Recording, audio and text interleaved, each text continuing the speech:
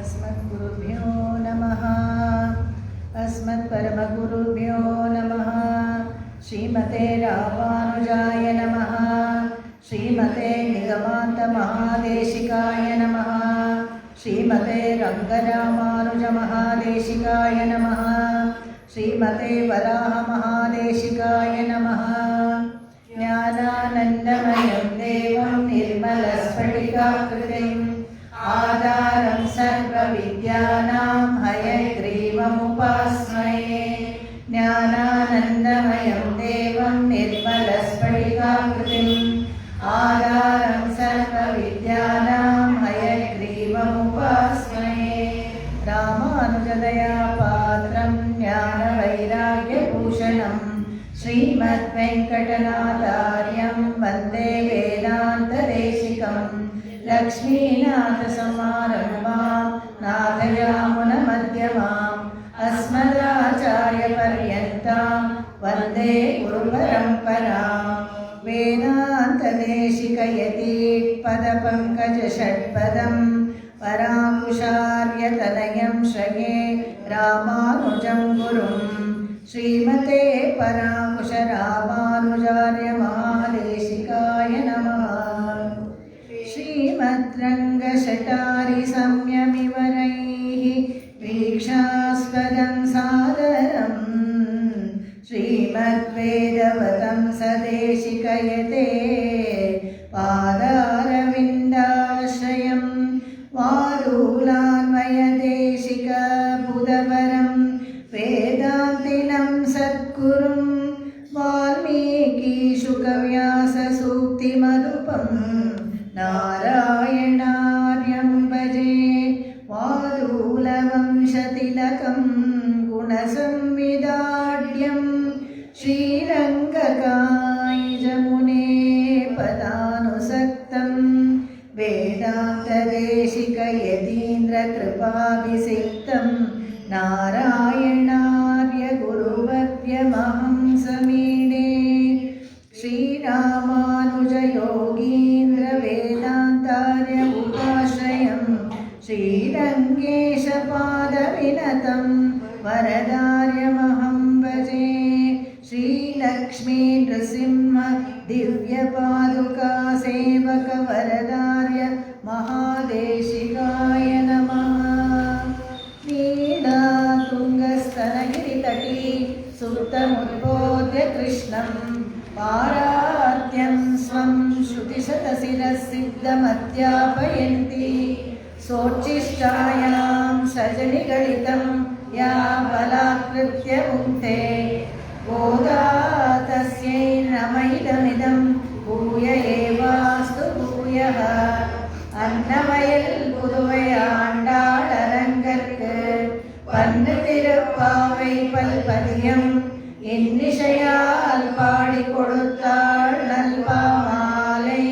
பூமாலை சூடி கொடுத்தாளே சொல்லு சூடி கொடுத்த சுடற்கொடியே தொல்பாவை பாடி அருளவல்ல பல்வளையாய் நாடி நீ வெங்கடவர்க்கென்னை விதியென்ன விம்மாற்றம் நான் கடவா வண்ணமே நல்கு.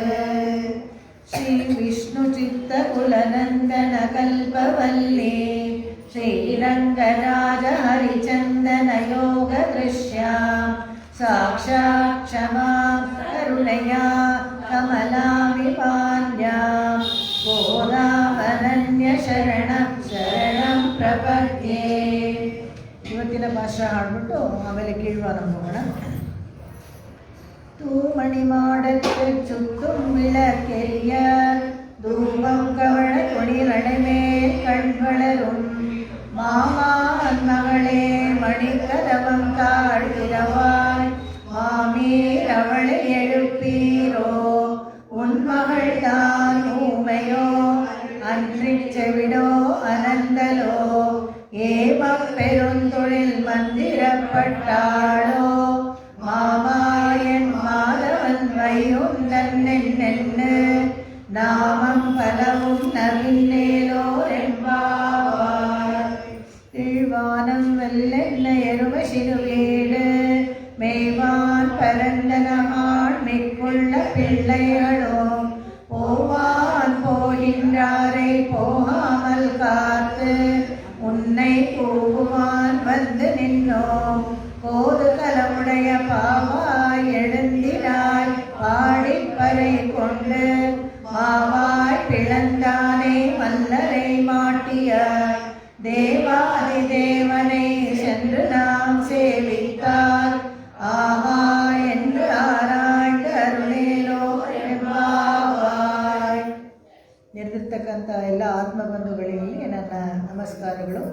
ತಿರುಮಲ ತಿರುಪತಿ ದೇವಸ್ಥಾನದ ಆಡಳಿತ ವರ್ಗದವರು ದಿವ್ಯ ಪ್ರಬಂಧ ಕಮಿಟಿಯ ಮೂಲಕ ಈ ಸುಬ್ರಹ್ಮಣ್ಯ ನಗರದ ಶ್ರೀನಿವಾಸ ದೇವಸ್ಥಾನದ ಆಡಳಿತ ವರ್ಗದವರೊಂದಿಗೆ ಮತ್ತು ಹೆಬ್ಬಾರ್ ಶ್ರೀ ವೈಷ್ಣವ ಸಭಾ ಅವರೆಲ್ಲ ಸೇರಿ ಈ ಕಾರ್ಯಕ್ರಮವನ್ನು ಆಯೋಜಿಸಿಕೊಟ್ಟಿದ್ದಾರೆ. ಎಲ್ಲರಿಗೂ ನನ್ನ ನಮನಗಳನ್ನು ತಿಳಿಸ್ಕೊಂಡು ಇವತ್ತಿನ ಪಾಶ್ರಕ್ಕೆ ಹೋಗೋಣ. ಇವತ್ತಿನ ಅಂದರೆ ನೆನ್ನೆಯ ಪಾಶ್ರಕ್ಕೆ ಹೋಗೋಣ. ಕೀಳ್ವಾನಂ ಮೆಲ್ಲೆಣ್ಣೆ ಎರುಮೆ ಶಿರುವೀಡು. ಒಬ್ಬೊಬ್ಬರನ್ನೇ ಸಖಿನ ಎಬ್ಬಿಸ್ಕೊಂಡು ಬರ್ತಾ ಇದ್ದಾಳೆ. ಬಂದಾಗ ಇವಳು ಮೂರನೇ ಸಖಿ, ಇಬ್ಬರನ್ನೇ ಎಬ್ಸಾಯಿತು. ಆ ಪಕ್ಷಿಗಳು ಬೇರೆ ಬೇರೆ ಥರ ಕೂಗ್ತಾ ಇರೋದ್ರಲ್ಲಿ ಗುರುತು ಹೇಳಿ ಸ್ವಲ್ಪನೇ ಹೊತ್ತಾಗಿದೆ ಅಂತ ಹೇಳ್ತಾ ಇದ್ದಾಳೆ. ಇವಾಗ ಇನ್ನೂ ಒಂದು ಗುರುತು ಹೇಳ್ತಾಳೆ. ಕೀಳ್ವಾನಂ ಮೆಲ್ಲೆಣ್ಣೆ ಎರುಮೆ ಶಿರುವೀಡು. ಕೀಳ್ವಾನಂ ಅಂದರೆ ಮೂಡಣ ದಿಕ್ಕು, ಪೂರ್ವ ದಿಕ್ಕಿಗೆ ತಿಳಿಯಾಗ್ತಾ ಇದೆ. ನಾವು ಅಕಸ್ಮಾತ್ ಯಾವಾಗಲಾದರೂ ಬೇಗ ಎದ್ದಿದ್ರೆ ಈ ಬ್ರಾಹ್ಮಿ ಮುಹೂರ್ತದಲ್ಲೆಲ್ಲ ನಾವು ದೇವಸ್ಥಾನಕ್ಕೆ ಹೋದಾಗ ಗೊತ್ತಾಗುತ್ತೆ, ಕತ್ಲೆ ಇರುತ್ತೆ.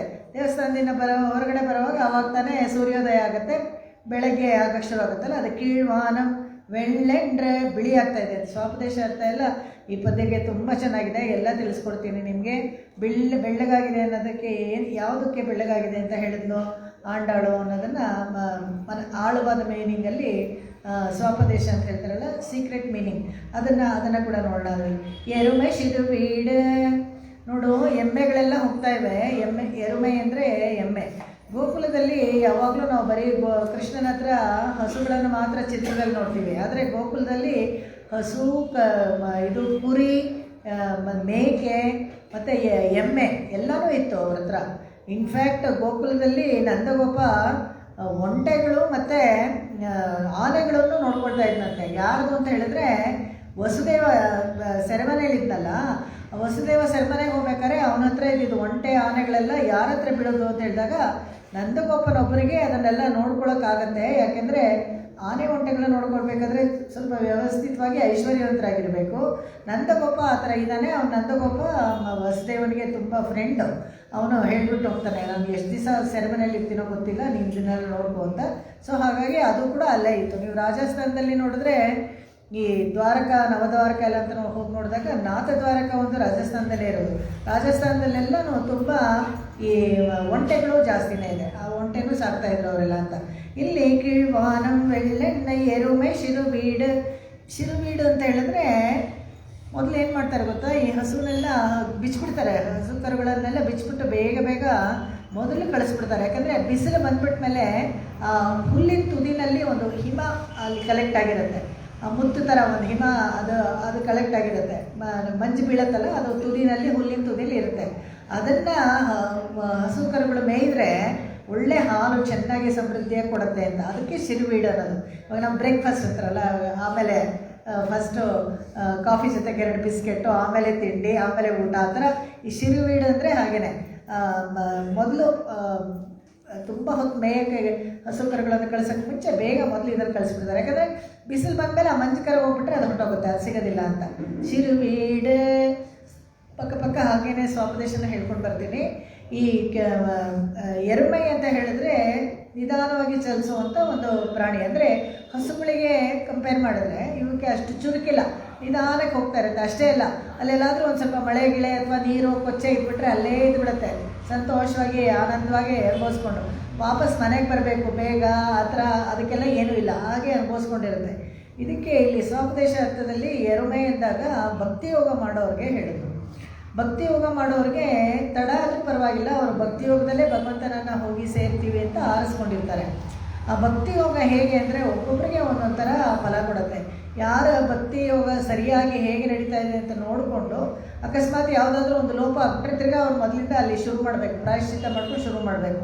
ಆಯಸ್ಸು ಆಗ್ಬಿಟ್ಟಿದ್ರೆ ಅಕಸ್ಮಾತು ಈ ಆಯಸ್ಸಲ್ಲಿ ಎಷ್ಟು ಭಕ್ತಿ ಯೋಗ ಮಾಡಿರ್ತಾರೋ ಅದರ ಬ್ಯಾಲೆನ್ಸ್ ಇರುತ್ತೆ, ಕ್ಯಾರಿ ಫಾರ್ವರ್ಡ್ ಮಾಡ್ತಾನೆ. ಅದೊಂದು ಬೆನಿಫಿಟ್ ಭಕ್ತಿಯೋಗದಲ್ಲಿ. ಅಲ್ಲಿವರೆಗೂ ಅಷ್ಟು ಮಾಡಿದ್ಯಾ ಪರವಾಗಿಲ್ಲ ಅಂತ. ಇದನ್ನು ನಾವು ಎಲ್ಲಿ ನೋಡ್ಬೋದು ಅಂತ ಹೇಳಿದ್ರೆ ಗಜೇಂದ್ರ ಮೋಕ್ಷದ ವೃತ್ತಾಂತದಲ್ಲಿ ನಾವು ನೋಡ್ಬೋದು. ಭಕ್ತಿಯೋಗದಲ್ಲಿ ಹಳೆ ಮಾಡಿದ್ದು ಪುಣ್ಯ ಇಲ್ಲ, ಹಳೆ ಜನ್ಮದಲ್ಲಿ ಮಾಡಿದ್ದು ಪುಣ್ಯ ಇರುತ್ತಾ ಅಂತ ಹೇಳಿದ್ರೆ ಇರುತ್ತೆ ಭಕ್ತಿಯೋಗದಲ್ಲಿ. ಇಂದ್ರದ್ಯುಮ್ನ ಅನ್ನೋ ರಾಜ ಭಕ್ತಿಯೋಗ ಮಾಡ್ತಾ ಇದ್ದ. ಭಕ್ತಿಯೋಗದಲ್ಲಿ ಏನಂದರೆ ಕ್ರಮ ಹೇಗೆ ಅಂದರೆ ಪ್ರತಿದಿನ ಎದ್ದು ಸ್ನಾನ ಸಂಧ್ಯಾವಂದನಾದಿಗಳೆಲ್ಲ ಮಾಡಿಕೊಂಡು ಆನಿಕಗಳನ್ನೆಲ್ಲ ಮಾಡಿಕೊಂಡು ಒಂದು ಹೋಮನೂ ಮಾಡಬೇಕು. ನಿಗದಿಯಾದ ಮಂತ್ರೋಕ್ತವಾಗಿ ಅದಕ್ಕೆ ಕ್ರಮ ಇದೆ, ವೇದದಲ್ಲಿ ಹೇಳಿರೋ ಕ್ರಮ, ಅದ್ರ ಪ್ರಕಾರ ಒಂದು ಹೋಮವನ್ನು ಮಾಡಬೇಕು. ಆಮೇಲೆ ಜಪ ತಪಗಳೆಲ್ಲ ಇರುತ್ತೆ, ಇಷ್ಟು ಸತಿ 1000 ಜಪ ಮಾಡಬೇಕು ಅಂತೆಲ್ಲ ಅದನ್ನೆಲ್ಲ ಮಾಡ್ತಾ ಇದ್ದ. ಹಾಗೆ ಒಂದು ಸತಿ ಆ ಇಂದ್ರದ್ಯುಮ್ನ ಮಾಡ್ತಾ ಇದ್ದಾಗ ಅಗಸ್ತ್ಯರು ಬರ್ತಾರೆ ಅವ್ರ ಅರಮನೆಗೆ. ಅಗಸ್ತ್ಯರು ಬಂದಾಗ ಇವನು ಗಮನಿಸೋದೇ ಇಲ್ಲ, ತುಂಬ ಹಾಗೆ ಏಕಾಗ್ರತೆಯಿಂದ ತಪಸ್ ಮಾಡ್ತಾ ಇರ್ತಾನೆ. ಅವಾಗ ಅಗಸ್ತ್ಯರು ನೋಡ್ತಾರೆ, ಅವ್ರಿಗೆ ಸ್ವಲ್ಪ ಕೋಪ ಬಂದ್ಬಿಡುತ್ತೆ. ಏನೀಗ ನಾನು ಬಂದರೂ ಒಳ್ಳೆ ಬಂಡೆ ಥರ ಆನೆ ಥರ ಹಾಗೆ ಕೂತಿದೆಯಾ, ನೀನು ಆನೆ ಆಗಿ ಹೋಗ್ಬಿಡು ಅಂತ ಶಾಪ ಕೊಟ್ಬಿಡ್ತಾರೆ ಇಂದ್ರದ್ಯುಮ್ನನಿಗೆ. ತಕ್ಷಣ ಅವ್ರಿಗೆ ಎಚ್ಚರ ಆಗುತ್ತೆ, ಅಯ್ಯೋ ಕ್ಷಮೆ ಇರಲಿ, ನನಗೆ ಗೊತ್ತಾಗಲಿಲ್ಲ ಈ ಥರ ಇದೆ ಅಂತ. ಹಾಗೆ ಅವ್ರು ಶಾಪ ಕೊಟ್ಟಿದ್ದಕ್ಕೆ ಅವನು ಆನೆ ಆಗ್ತಾನೆ. ಆದರೆ ಆನೆ ಆದರೆ ಕೂಡ ಗಜೇಂದ್ರ ಮೋಕ್ಷ ಅಂತ ಹೇಳ್ತೀವಲ್ಲ ನಾವು, ಆನೆ ಆಗಿದ್ದರೆ ಕೂಡ ಅವನಿಗೆ ಭಗವಂತನಲ್ಲಿ ಇರುವಂಥ ಪ್ರೀತಿ ಭಕ್ತಿ ಏನೂ ಕಡಿಮೆ ಆಗಿರಲ್ಲ. ದಿನಾ ಒಂದು ಹೂವನ್ನು ತೊಗೊಂಡು ಹೋಗಿ ಭಗವಂತನಿಗೆ ಸಮರ್ಪಿಸಬೇಕು ಅಂತ 5 ಅರಿವಿದ್ದ ಆನೆ ಕೂಡ ಅದಕ್ಕೆ ಅದೇ ಥರ ಒಂದು ಬುದ್ಧಿ ಇರುತ್ತೆ, ಭಗವಂತನಿಗೆ ಒಂದು ಹೂ ಕೊಡಬೇಕು ಅಂತ. ಹಾಗೆಯೇ ಹೂ ಕೊಡ್ತಾ ಇದ್ದಾಗ ಕಾಲನ್ನು ಒಂದು ಮೊಸಳೆ ಹಿಡ್ಕೊಂಡು ಬಿಡುತ್ತೆ. ಆವಾಗ ತುಂಬ ಸತಾಯಿಸ್ಕೊಂಡು 1000 ವರ್ಷ ಕಷ್ಟಪಡುತ್ತಂತೆ ಬಿಡಿಸ್ಕೊಳ್ಳೋಕ್ಕೆ. ಆಮೇಲೆ ತಾನೇ ಬೇಡ್ಕೊಳುತ್ತೆ ಭಗವಂತನಿಂದ, ಆದಿಮೂಲ ನೀನು ಬಂದು ತನ್ನ ಕಾಲಕ್ಕೆ ನೋವು ತನ್ನ ಪ್ರಾಣಕ್ಕೆ ಹಾನಿ ಅಂತ ಏನು ಅಂದ್ಕೊಳ್ಳಿಲ್ವಂತೆ. ಈ ಹೂ ಬಾಡೋಗುತ್ತಲ್ಲ, ಬಾಡೋ ಮುಂಚೆ ಭಗವಂತನ ಕೊಡಬೇಕಾಗಿತ್ತಲ್ಲ, ನೀನು ಬಂದು ಈ ಹೂ ತಗೋ ಅಂತ ಕರೆಯುತ್ತಂತೆ ಆದಿಮೂಲ ಅಂತ. ಆವಾಗ ಭಗವಂತ ಬಂದು ರಕ್ಷಣೆ ಮಾಡಿದ್ದು ಅದನ್ನು ನೋಡ್ತೀವಿ. ಅದು ಭಕ್ತಿಯೋಗ. ಆ ಥರ ಅಕಸ್ಮಾತ್ ಹಿಂದಿನ ಜನ್ಮದಲ್ಲಿ ಮಾಡ್ತಾ ಇದ್ದರೆ, ಅಕಸ್ಮಾತ್ ಆಯುಸ್ ಮುಗಿದೋಗಿದ್ರೆ ಅಥವಾ ಏನಾದರೂ ಹಾಗೆ ಇದಾಗಿದ್ದರೆ ಕೂಡ, ಅಚಾತುರ್ಯ ಆಗಿದ್ದರೆ ಕೂಡ ಮತ್ತೆ ಅಲ್ಲಿಂದ ಕಂಟಿನ್ಯೂ ಮಾಡ್ಬೋದು. ಎಷ್ಟು ಪುಣ್ಯ ಇದೆಯೋ ಅಲ್ಲಿ ಆ ಬ್ಯಾಲೆನ್ಸಿಂದ ಮುಂದಕ್ಕೆ ಹೋಗುತ್ತೆ. ಮತಂಗ ಮಹರ್ಷಿಗಳು ಇವರೆಲ್ಲನೂ ಅಷ್ಟೇ ನಾವು ನೋಡ್ತೀವಿ, ರಾಮಾಯಣದಲ್ಲಿ ಭಕ್ತಿಯೋಗನೇ ಮಾಡ್ತಾಯಿದ್ರು. ಇನ್ನೂ ಹಲವಾರು ಜನ ಇದ್ದಾರೆ ಇಲ್ಲೆಲ್ಲ ಭಕ್ತಿಯೋಗ ಮಾಡ್ತಾ ಇರೋರು. ನಮಗೆ ಕಣ್ಣಿಗೆ ಕಾಣಿಸಲ್ಲ, ಹಿಮಾಲಯ ತಪ್ಪಲಲ್ಲಿ ಇರ್ಬೋದು ವ್ಯಾಸರು, ಅವರೆಲ್ಲನೂ ವಶಿಷ್ಠರು, ಅವರೆಲ್ಲನೂ ಅಲ್ಲೆಲ್ಲೇ ಭಕ್ತಿಯೋಗ ಮಾಡ್ತಾ ಇರ್ತಾರೆ. ಅವರೆಲ್ಲ ಇನ್ನೂ ಮೋಕ್ಷಕ್ಕೆ ಹೋಗಿಲ್ಲ. ಯಾಕೆಂದರೆ ಅವರು ನೀಳವಾದ ತಪಸ್ಸಿದು. ಅವರವರು ಏನು ಸಂಕಲ್ಪ ಮಾಡ್ಕೊಂಡಿರ್ತಾರೋ, ಇಷ್ಟು ದಿವಸ ಮಾಡ್ತೀನಿ, ಇಷ್ಟು ಸತಿ ಮಾಡ್ತೀನಿ ಅಂತ ಅದು ಪೂರೈಸಬೇಕು. ಹಾಗೂ ಆ ಕ್ರಮ ವೇದದ ಪ್ರಕಾರ ಕ್ರಮವಾಗಿ ಮಾಡಬೇಕು. ಹಾಗೆ ಭಕ್ತಿಯೋಗ ಮಾಡೋರು ಹಲವಾರು ಇದ್ದಾರೆ. ಆದರೆ ಈಗ ಪ್ರಸ್ತುತದಲ್ಲಿ ಭಕ್ತಿಯೋಗ ಯಾರೂ ಮಾಡ್ತಾಯಿಲ್ಲ ಕಲಿಯುಗದಲ್ಲಿ. ಯಾಕೆ ಅಂತ ಹೇಳಿದ್ರೆ ಆಡವಂದರಿಗೆ ಕೊನೆ ಆಗ್ಬಿಡ್ತು. ಅವ್ರು ಹೋಗಿ ನಾಥ ಮುನಿಗಳ ಹತ್ರ ಉಪದೇಶ ಪಡ್ಕೊಳ್ಳಿ ಅಂತ ಹೇಳ್ತಾ ಇದ್ರು, ಹೇಳ್ಕೊಡೋರೇ ಯಾರೂ ಇಲ್ಲ ನೋಡಿ. ಇವಾಗ ಎಷ್ಟೋ ವಿಷಯಗಳು ಹಾಗೆ ತಾನೆ, ಇವಾಗ ಹೇಳ್ಕೊಡೋರೇ ಅಲ್ಲ. ಇವಾಗ ಏನೋ ಯೂಟ್ಯೂಬ್ ಇದೆ, ಅಡುಗೆಗಳು ಸದ್ಯ ಹಾಗೆ ಹಿಂಗೆ ಕಲ್ತ್ಕೋತಾ ಇದ್ದಾರೆ ಎಲ್ಲರೂ. ಕೊಂಡ್ಕೊಂಡೇ ತಿಂತಾರೆ, ಆದರೆ ನೋಡೋದು ಒಂದು ಚಪಲ ಅಷ್ಟೇ. ಎಲ್ಲ ನೋಡ್ತಾರೆ, ಆರ್ಡರ್ ಮಾಡ್ತಾರೆ ಸ್ವಿಗ್ಗಿನಲ್ಲಿ. ಆ ಥರ ಒಂದೊಂದು ವಿದ್ಯೆನೂ ಹೊಟ್ಟೋಗುತ್ತೆ. ಆ ಥರ ಭಕ್ತಿಯೋಗ ಹೇಳ್ಕೊಡೋರೇ ಯಾರಿಲ್ಲ. ಆಡವಂದರಿಗೆ ಹೋಗಬೇಕಾಗಿತ್ತು, ಅವ್ರ ನಾಥ ಮನೆಯವ್ರ ತಾತ ಹತ್ರ ಹೋಗಬೇಕಾಗಿತ್ತು. ಆದರೆ ಅವ್ರು ಹೋಗೋಷ್ಟೊತ್ತಿಗೆ ಪಾಪ ಅವ್ರ ತಾತ ಹೋಗ್ಬಿಟ್ಟಿರ್ತಾರೆ. ಅವಾಗ ಅಂದ್ಕೊಳ್ತಾರೆ, ನನ್ನಿಂದ ಈ ಒಂದು ಪೀಳಿಗೆಗೆ ಭಕ್ತಿಯೋಗನೇ ಹೊಟ್ಟೋಯ್ತು, ಅವರಾದಮೇಲೆ ಯಾರೂ ಭಕ್ತಿಯೋಗ ಮಾಡಿಲ್ಲ. ಆ ಥರ ಅಂದರೆ ಅದು ಒಂದು ಇದ್ರ ಥರ. ಅದು ಕಲ್ತ್ಕೊಂಡೆ ಹೋದರೆ, ಗುರುಮುಖೇನ ಕಲ್ತ್ಕೊಂಡೆ ಹೋದರೆ ಆ ವಿದ್ಯೆ ನಾವು ಬೇರೆಯವ್ರಿಗೆ ಹೇಳ್ಕೊಡೋಕ್ಕಾಗಲ್ಲ. ನನ್ನಿಂದ ಅನ್ಯಾಯವಾಗಿ ಮುಂದಿನ ಪೀಳಿಗೆಗೆ ಅದು ತಪ್ಪೋಯ್ತಲ್ಲ ಅಂತ. ಅದಕ್ಕೋಸ್ಕರ ಇವಾಗ ನಮಗೆ ಒಂದೇ ಆಪ್ಷನ್ನು ಏನಪ್ಪ ಅಂತ ಹೇಳಿದ್ರೆ ಶರಣಾಗತಿ ಒಂದೇ. ಭಕ್ತಿಯೋಗ ಎಲ್ಲ ಮಾಡೋಕ್ಕಾಗಲ್ಲ, ಭಕ್ತಿಯೋಗ ಎಲ್ಲ ಮಾಡೋಕ್ಕೂ ಆಗೋದಿಲ್ಲ. ಅದು ಬರೀ ತ್ರೈವರ್ಣಿಕರಿಗೆ ಮಾತ್ರ, ಅದು ಗಂಡಸರಿಗೆ ಮಾತ್ರ ನೋಡಿ. ಅದಕ್ಕೆ ನಮಗೆ ಎಷ್ಟು ಉಪಕಾರ ಮಾಡಿದ್ದಾರೆ ಭಗವದ್ ರಾಮಾನುಜರು ಅಂದರೆ, ಶರಣಾಗತಿಯನ್ನು ಮತ್ತು ಅಷ್ಟಾಕ್ಷರಿಯನ್ನು ಎಲ್ಲರಿಗೂ ಕೊಟ್ಟು ಸ್ತ್ರೀ ಶೂದ್ರಾದಿಗಳು ಇದರಲ್ಲಿ ಪಂಚಮ ವರ್ಣದವರೆಗೂ ಎಲ್ಲರಿಗೂ ಮೋಕ್ಷ ಬೇಕು. ಅವ್ರೇನು ತಪ್ಪು ಮಾಡಿದ್ರು? ಮನುಷ್ಯರಾಗಿ ಹುಟ್ಟಿದ ಮಾತ್ರಿಗೆ ಯಾವುದೋ ಬೇರೆ ಕುಲದಲ್ಲಿ ಹೋದರೆ ಮೋಕ್ಷಕ್ಕೆ ಹೋಗಬಾರ್ದು ಅಂತೇನಿಲ್ಲ, ಅವರು ಮೋಕ್ಷಕ್ಕೆ ಹೋಗಬೇಕು. ಎಲ್ಲರಿಗೂ ಮೋಕ್ಷ, ಅದೇ ಮೋಕ್ಷನೇ ಕೊಡೋದು, ಅದರಲ್ಲೇನು ಡಿಫ್ರೆನ್ಸ್ ಇಲ್ಲ. ಇನ್ನು ಸ್ವರ್ಗದಲ್ಲಿ ಬೇಕಾದರೂ ನಿಮಗೆ ವ್ಯತ್ಯಾಸ ಇದೆ. ಸ್ವರ್ಗದಲ್ಲಿ ಹೇಗೆ ಅಂದರೆ, ಪಾಂಡು ಮಹಾರಾಜ ಸ್ವರ್ಗದಲ್ಲಿ ಹೋಗಿರ್ತಾನಲ್ಲ, ಅವಾಗ ನಾರದನ್ನ ಭೇಟಿ ಮಾಡ್ತಾನೆ. ನಾರದನ್ನ ಭೇಟಿ ಮಾಡಿದಾಗ ಅಲ್ಲೆಲ್ಲೋ ದೂರ ಕೂತಿರ್ತಾರಂತೆ, ಅಲ್ಲಿ ಬಾಲ್ಕನಿ ಥರ ಸಿನಿಮಾ ಟಿಕೆಟ್ ಥರ ದೂರ ಕೂತಿರ್ತಾರೆ. ನಾರದರು ವಾಪಸ್ ಬಂದುಬಿಟ್ಟು ಇಂದ್ರಪ್ರಸ್ಥಕ್ಕೆ ಬಂದಾಗ ಹೇಳ್ತಾರೆ, ನಿಮ್ಮ ತಂದೆ ನೋಡಿದ್ದೆ ನಾನು, ಪಾಂಡುರಾಜ ಸ್ವರ್ಗದಲ್ಲಿದ್ದರು ಅಂತ. ಚೆನ್ನಾಗಿದ್ದಾರೆ, ಸೌಖ್ಯವಾಗಿದ್ದಾರೆ ಅಂತ ಹೇಳಿದ್ರೆ, ಇಲ್ಲ ನಿಮ್ಮ ತಂದೆ ಹೇಳಿದ್ರು ಅದೆಲ್ಲೋ ದೂರ ಇದ್ದಾರಂತ. ಅಂದರೆ ಅಷ್ಟೇ VIP ಸೀಟ್ ಇಲ್ಲ ಅಲ್ಲಿ ಅವ್ರಿಗೆ. ಅಂದರೆ ಹೆಚ್ಚು ಪುಣ್ಯ ಮಾಡಿದವ್ರಿಗೆ ಆ ಥರ ಒಂದು ಟ್ರೀಟ್ಮೆಂಟಲ್ಲಿ ಅಲ್ಲಿ ವ್ಯತ್ಯಾಸ ಇದೆ. ಮೋಕ್ಷದಲ್ಲಿ ಆ ಥರ ಎಲ್ಲ ಏನೂ ವ್ಯತ್ಯಾಸ ಇಲ್ಲ. ನಿತ್ಯರು ಮುಕ್ತರು ಎಲ್ಲರೂ ಒಂದೇ ಆನಂದ ಅನುಭವಿಸ್ತಾರೆ. ನೋಡಿ ಎಷ್ಟು ಸುಲಭವಾದದನ್ನು. ಇನ್ನು ಸ್ವರ್ಗ ಆದರೂ ಕಷ್ಟವಾಗಿ ನಾವು ಸಾಧಿಸ್ಕೊಳ್ಬೇಕು. ಜ್ಯೋತಿಷ್ಠೋಮ ಯಾಗಗಳನ್ನು ಮಾಡಬೇಕು, ಸ್ವರ್ಗದಲ್ಲೂ ಹೋಗಿ ಆ ಸುಖವನ್ನು ಅನುಭವಿಸ್ಬೇಕಾದ್ರೆ ಪುಣ್ಯಗಳನ್ನು ತುಂಬ ಹೆಚ್ಚಾಗಿ ಮಾಡಬೇಕು. ಆದರೆ ಮೋಕ್ಷಕ್ಕೆ ಅದೆಲ್ಲ ಏನೂ ಬೇಡ, ಯಾವ ಸಾಧನೆಯೂ ಬೇಡ, ಶರಣಾಗತಿ ಮಾಡಿಕೊಂಡ್ರೆ ಸಾಕು.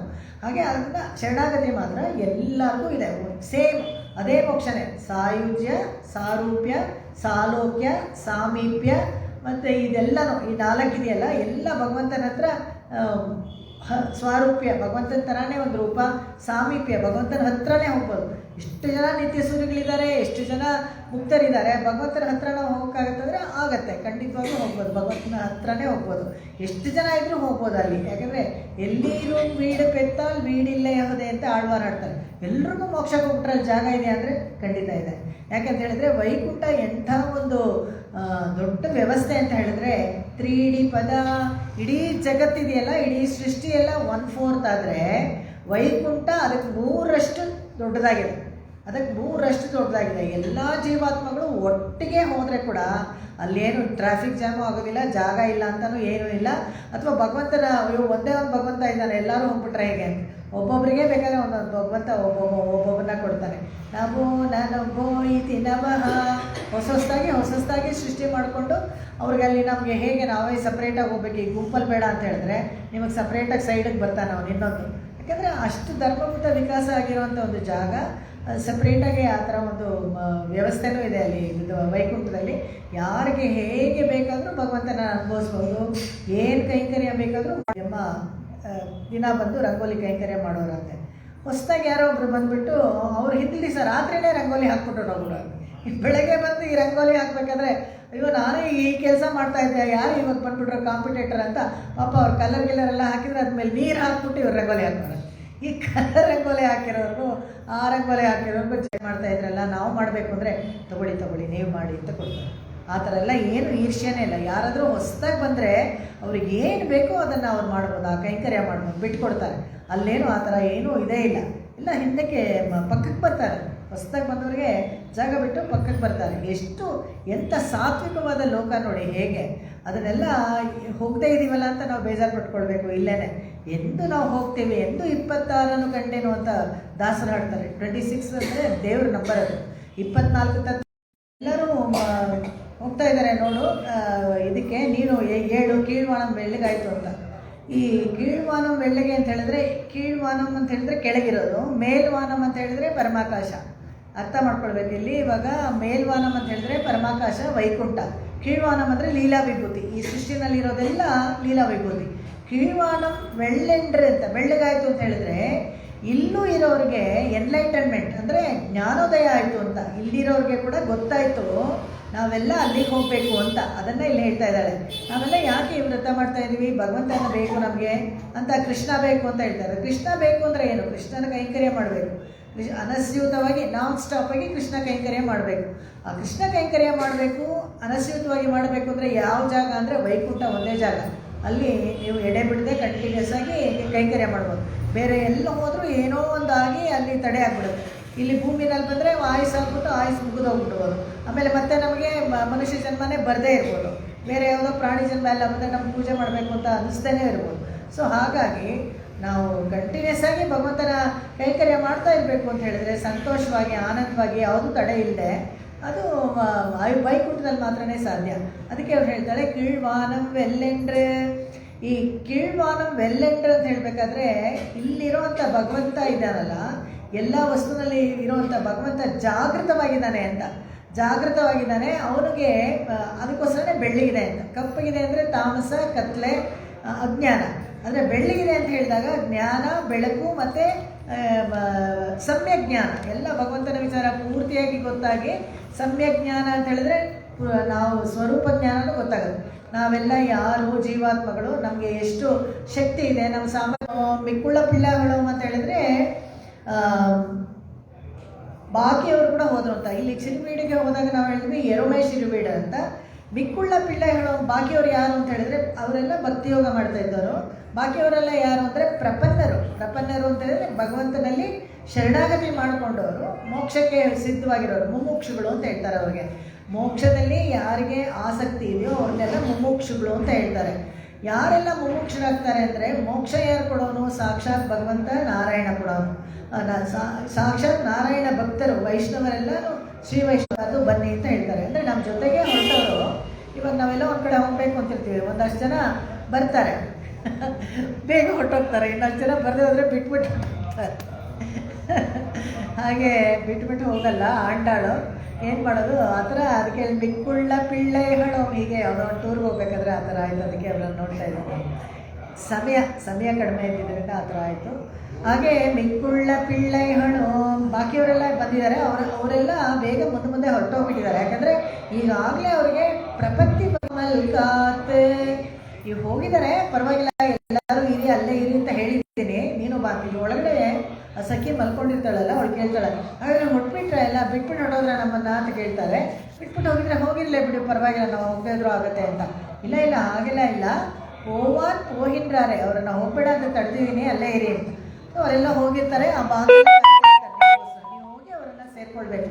ಅದೇ ಥರ ಇಲ್ಲೂ ಹಾಗೇನೆ ಇವಳು ಹೇಳ್ತಾಳೆ, ಕೋತುಕಲ ಉಡೆಯ ಪಾವ எழுந்திராய் ಪಾಡಿಪ್ಪ ಪರೆ ಕೊಂಡ. ಕೋತುಕಲ ಉಡೆಯ ಅಂತ ಹೇಳಿದ್ರೆ ಇವಳು ನನಗೆ ಇಷ್ಟು ಜನ ಬಂದಿದ್ರೆ ಒಂದಷ್ಟು ಜನ ಅವ್ರ ಜೊತೆ ಹೊರಟೋಗ್ಬಿಡಿ, ನಾನೊಬ್ಳು ಬರದೇ ಹೋದ್ರೆ ಏನಪ್ಪ ಅಂತ ಹೇಳಿದ್ರೆ ಇಲ್ಲಿ ಹೇಳ್ತಾಳೆ ಕೋತುಕಲ ಉಡೆಯ. ಕೋತುಕಲ ಅಂತ ಹೇಳಿದ್ರೆ ಕುತೂಹಲ ಇರೋಳು ಅಂತ. ಕುತೂಹಲ ಇರೋಳು ಅಂತ ಹೇಳಿದ್ರೆ ಭಗವಂತನ ವಿಷಯದಲ್ಲಿ ತಿಳ್ಕೊಳ್ಬೇಕು ಅನ್ನೋ ಆಸಕ್ತಿ ಇರೋಳು, ಹೆಚ್ಚಾಗಿ ಆಸಕ್ತಿ ಇರೋಳು ಅಂತ. ಸಂಕಟ ಬಂದಾಗ ವೆಂಕಟರಮಣ ಅಂತ ಭಗವಂತನ ನೆನೆಸ್ಕೊಳ್ಳೋರು. ಅವ್ರಿಗೂ ಇಷ್ಟ ಅಂತೆ ಭಗವಂತ, ಅವ್ರ ಕೆಲಸನೂ ಮಾಡ್ಕೊಡ್ತಾನೆ. ಜಿಜ್ಞಾಸು ಕೆಲವ್ರಿಗೇನಂದರೆ ಭಗವಂತ ಅಂದರೆ ಏನು, ಅವನ ಬಗ್ಗೆ ಹೆಚ್ಚು ತಿಳ್ಕೊಳ್ಬೇಕು. ಆ ಥರ ಗಾಡ್ ಸೈಂಟಿಫಿಕ್ ಡಿಸಿಪ್ಲಿನ್ ಅವನು ಡೆಫಿನೆಟ್ ಮಾಡೋರು, ಅವರು ಜ್ಞಾನಿ. ಅದಕ್ಕೆ ಅಂಥವರು ಜ್ಞಾನಿ. ಅವರನ್ನು ಇಲ್ಲಿ ಹೇಳ್ತಾರೆ, ಅವರೇನೆ ಜ್ಞಾನೀತು ಆತ್ಮಮೇ ಮತ. ಭಗವಂತ ಹೇಳ್ತಾನೆ, ಅಂಥ ಜ್ಞಾನಿಗಳೇ ನನಗೆ ಆತ್ಮ ಅಂತ. ನನಗೆ ತುಂಬ ಜೀವಾತ್ಮಗಳಲ್ಲಿ ಎಲ್ಲರೂ ಇಷ್ಟನೇ. ಯಾರಿಗೇನು ಕೆಲಸ ಉದಾರ ಸರ್ವ ಜಗತ್ತಿಗೆ ನಾನು ಇರೋದನ್ನು ತಿಳಿಸ್ಕೊಡ್ತಾರ ಇಲ್ವಾ, ಅವರು ಉದಾರಿಗಳೇ. ಅವರು ಉದಾರದಿಂದ ನನ್ನನ್ನೇ ನೆನೆಸ್ಕೊಳ್ತಾ ಇದ್ದಾರೆ ಅಲ್ವಾ, ಅದಕ್ಕೆ ಅವರೆಲ್ಲ ಉದಾರಿಗಳೇ. ಆದರೆ ಆ ಕ್ಯಾಟಗರಿನಲ್ಲಿ ಇದರಲ್ಲಿ ಜ್ಞಾನಿ ಇದ್ದಾನಲ್ಲ, ಅವನನ್ನು ಕಂಡ್ರೆ ನನಗೆ ತುಂಬ ಇಷ್ಟ ಅಂತ ಹೇಳ್ತಾರೆ. ಕೋತುಕಲಮುಡೆಯ ಪಾವ, ಈ ಕೋತುಕಲಮುಡೆಯ ಪಾವ ಈ ಜ್ಞಾನಿ ಅಂತ ಅರ್ಥ. ಅಂದರೆ ಭಗವಂತನ ವಿಷಯ ಸ್ವಲ್ಪ ಹೆಚ್ಚಾಗಿ ತಿಳ್ಕೊಂಡಿರೋಳು ನಮ್ಮ ಜೊತೆಗಿದ್ರೆ ಒಳ್ಳೆಯದು. ಯಾವುದೋ ಒಂದು ವಿಷಯಕ್ಕೆ ಒಬ್ಬರು ಆಲ್ರೆಡಿ ಈ ಪಾಡಿ ಅಂತ ಹೇಳಬೇಕಾದ್ರೆ ಆಚಾರ್ಯ ತನಿಯನ್ಗಳನ್ನೇ ವಿಶೇಷವಾಗಿ ಕೊಂಡಾಡ್ಬೇಕು. ನಮ್ಗೆ ಯಾವುದಾದ್ರೂ ಒಂದು ಆಚಾರ್ಯರು ಉಪಕಾರ ಮಾಡಿ ಯಾವುದೋ ಮಂತ್ರೋಪದೇಶನ ಇನ್ನೇನೋ ಮಾಡಿರ್ತಾರೆ ಅಂತ ತಿಳ್ಕೊಳ್ಳಿ, ಅವಾಗ ಹಲವಾರು ಮಂತ್ರ ಉಪದೇಶಗಳನ್ನು ಮಾಡಿರ್ಬೋದು. ಅವ್ರಿಗಂತ ಒಂದು ತನಿಯನ್ನಿರುತ್ತೆ. ಇವಾಗ ಸ್ತೋತ್ರ ಪಾಠಗಳೆಲ್ಲ ಬರಬೇಕಾದ್ರೆ ಶ್ರೀಮಾನ್ ವೆಂಕಟನಾಥಾರ್ಯ ಅಂತೆಲ್ಲ ನಾವು ಹೇಳ್ತೀವಲ್ಲ, ಅದೆಲ್ಲ ತನಿಯನ್ಗಳು.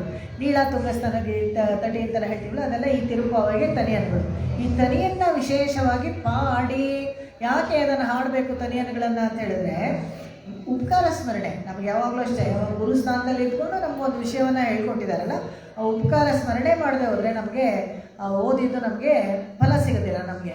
ಅದಕ್ಕೋಸ್ಕರ ಆ ಉಪಕಾರ ಸ್ಮರಣೆಗೆ ತನಿಯನ್ನು ಹೇಳಬೇಕು. ಪಾಡಿ ಪರೈಕೊಂಡು ಅನೇಕ ಥರ ಕೈಕರ್ಯಗಳನ್ನು ಮಾಡೋದು, ಆಚಾರ್ಯ ಸೇವೆಗಳನ್ನು ಮಾಡೋದು, ಅನೇಕ ಥರ ಪರೈಕೊಂಡು ಅಂತ ಹೇಳೋದು. ಯಾರಿಗೆ ಇದೆಲ್ಲ ಈ ಸೇವೆ ಎಲ್ಲ ಮಾಡಬೇಕು, ಎಲ್ಲಿ ಹೋಗಬೇಕು ಅಂತ ಹೇಳಿದಾಗ ಹೇಳ್ತಾರೆ, ಮಾವಾಯ್ ಪಿಳಂತಾನೆ ಮಲ್ಲರೆ ಮಾಟಿಯ. ಮಾವಾಯ್ ಅಂತ ಹೇಳಿದ್ರೆ ಕುದುರೆ.